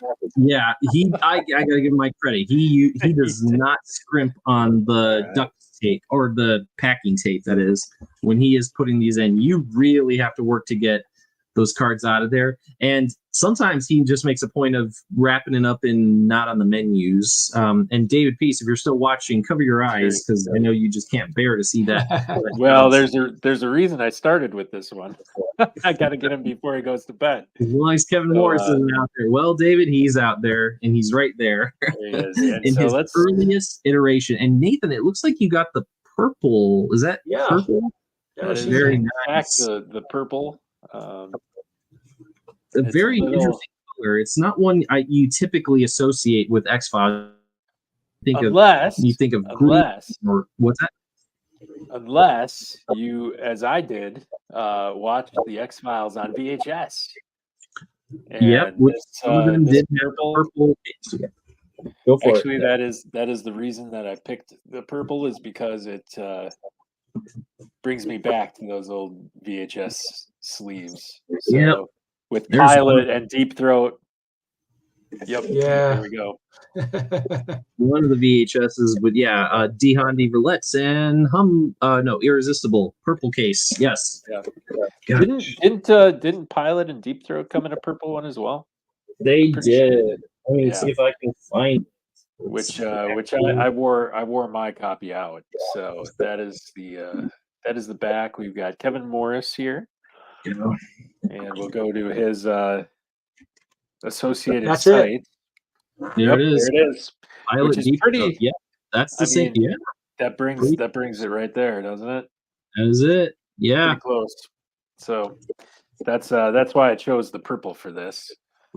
Good choice. Incredible back, and we'll take a look at Kevin Morris's related site, and these are very thick, like laminated kind of cardstock here. You can see the high gloss on it.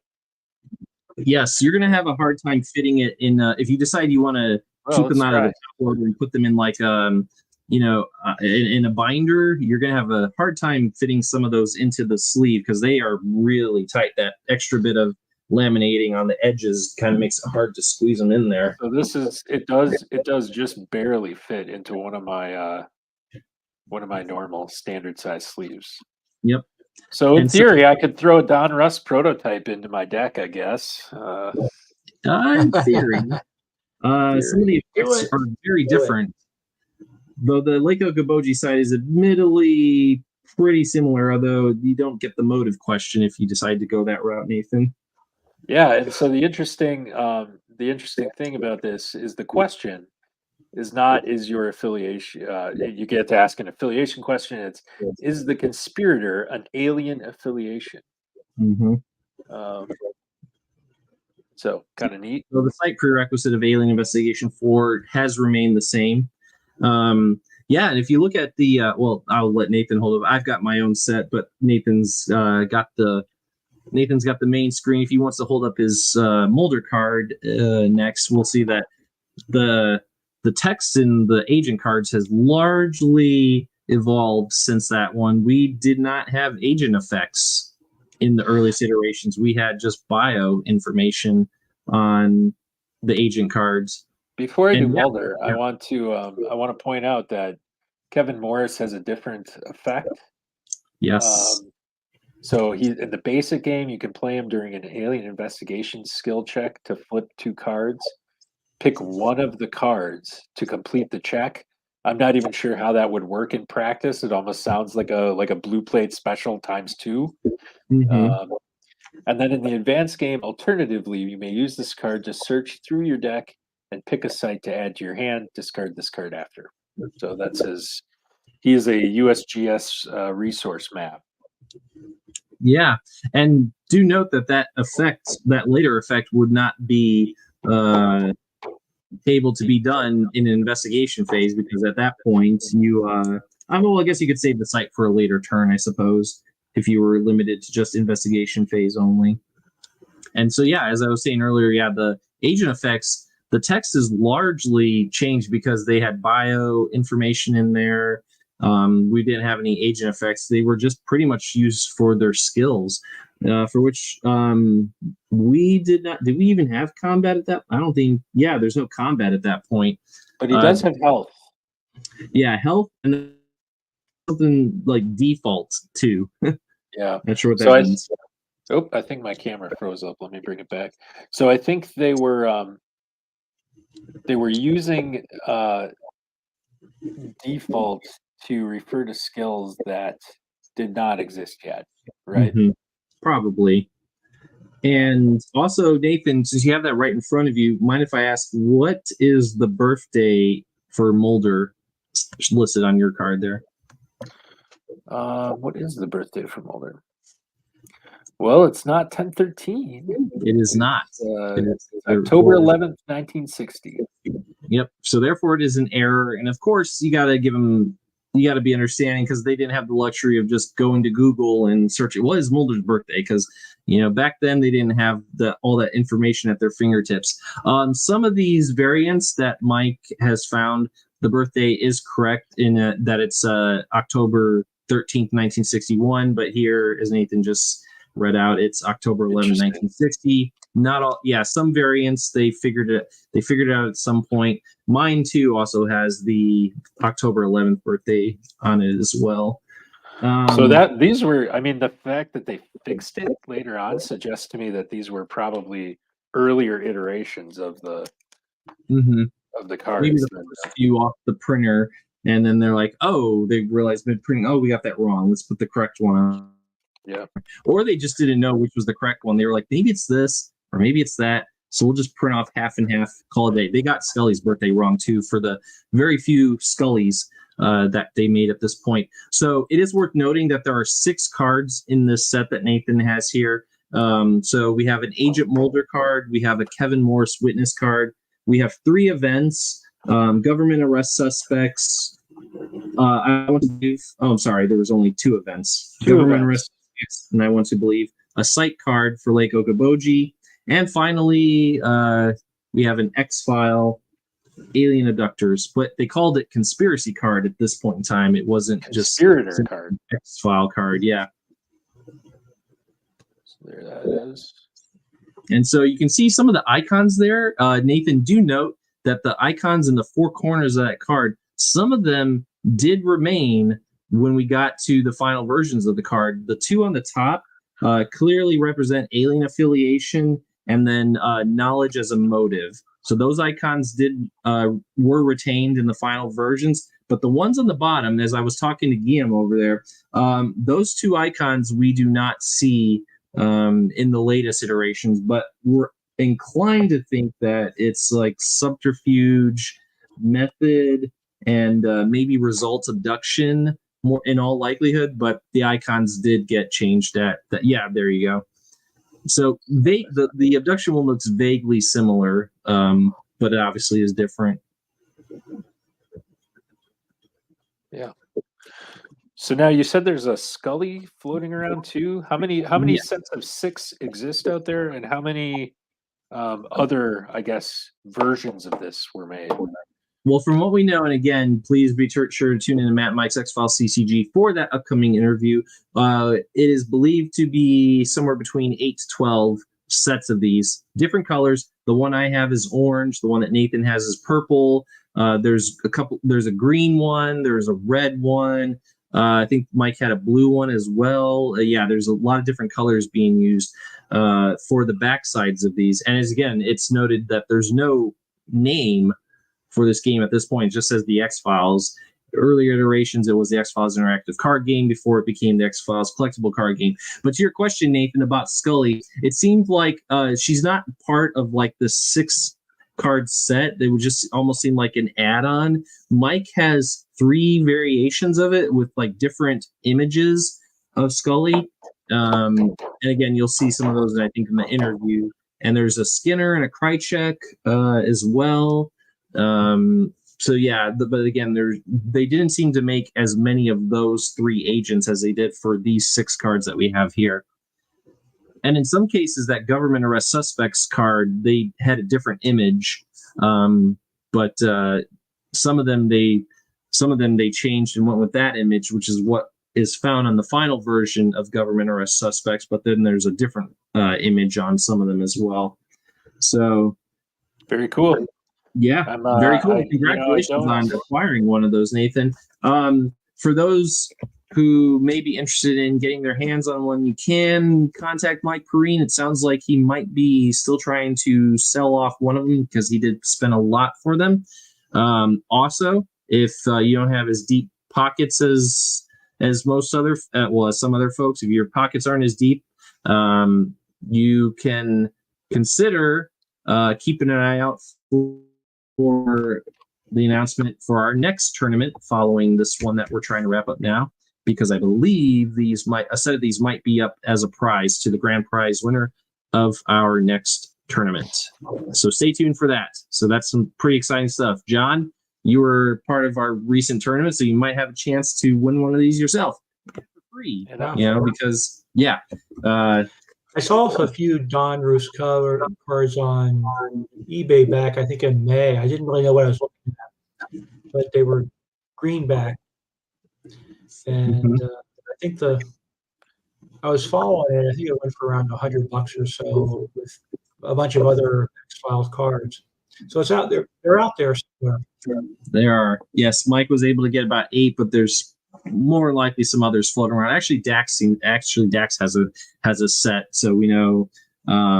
So we know there's another one, and Dave Frank has at least a molder. So there's definitely more than the 8 that Mike has out there. We just don't know how many, but we have a rough idea. But who knows? We've seen a lot of Gen Con decks crop up in the last couple of years, people wanting to sell them off. Heck, we just saw someone post the other day a Premier Playtest card wanting to sell them off. So who knows what other relics might crop up for sale, but oftentimes at a steep price. So Nathan, I'm not really in the market for that kind of stuff. I typically don't go for it. I do not have a Gen Con deck. I do have some Gen Con cards because I won them in Mike and Matt's lottery that they did. Yep. So I typically don't go for this kind of stuff, but when Mike posted about this, I was like, well, the likelihood of me ever seeing these cards again and being able to pick them up is pretty slim. And I felt like it was the time to go for it. I'm deep enough. Really rare. Yeah. And I'm deep enough invested in the game. I mean, we're making new cards that it's a really nice little memento to have. So thank you, Mike, for making these available to us. Yeah. I appreciate that. And all the relics to have. I mean, these are the earliest iterations of this card game that exist out there. So, I mean, say what you will. Like, pewters are great, Gen Con cards are great, but these are the earliest relics to exist for this game, the ones that started it all. So, I mean, that's something pretty special to be able to have one of these in our possession. So to echo what you said, Nathan, kudos to Mike for his diligent efforts in not only tracking him down, but in acquiring them and to make them available to those of us hardcore fans. So since we're coming up, it is 1 a.m. for Nathan and I. It's 2 a.m. for John. So we're going to shut the door to this X-Files office. Gentlemen, I want to thank you both so much for availing your Saturday night to help me stress test these cards. So going to see more playtest games in upcoming episodes of the channel, so stay tuned. And sooner we get through these playtests, then we'll make them available to order. Once more, hit that subscribe button if you haven't already done so. Gentlemen, parting words before we sign off. Au revoir. Good night, friends. And I'll say good night as well. And please be sure to tune in next time for another edition of Alien Investigations. Good night, everyone. And in stream.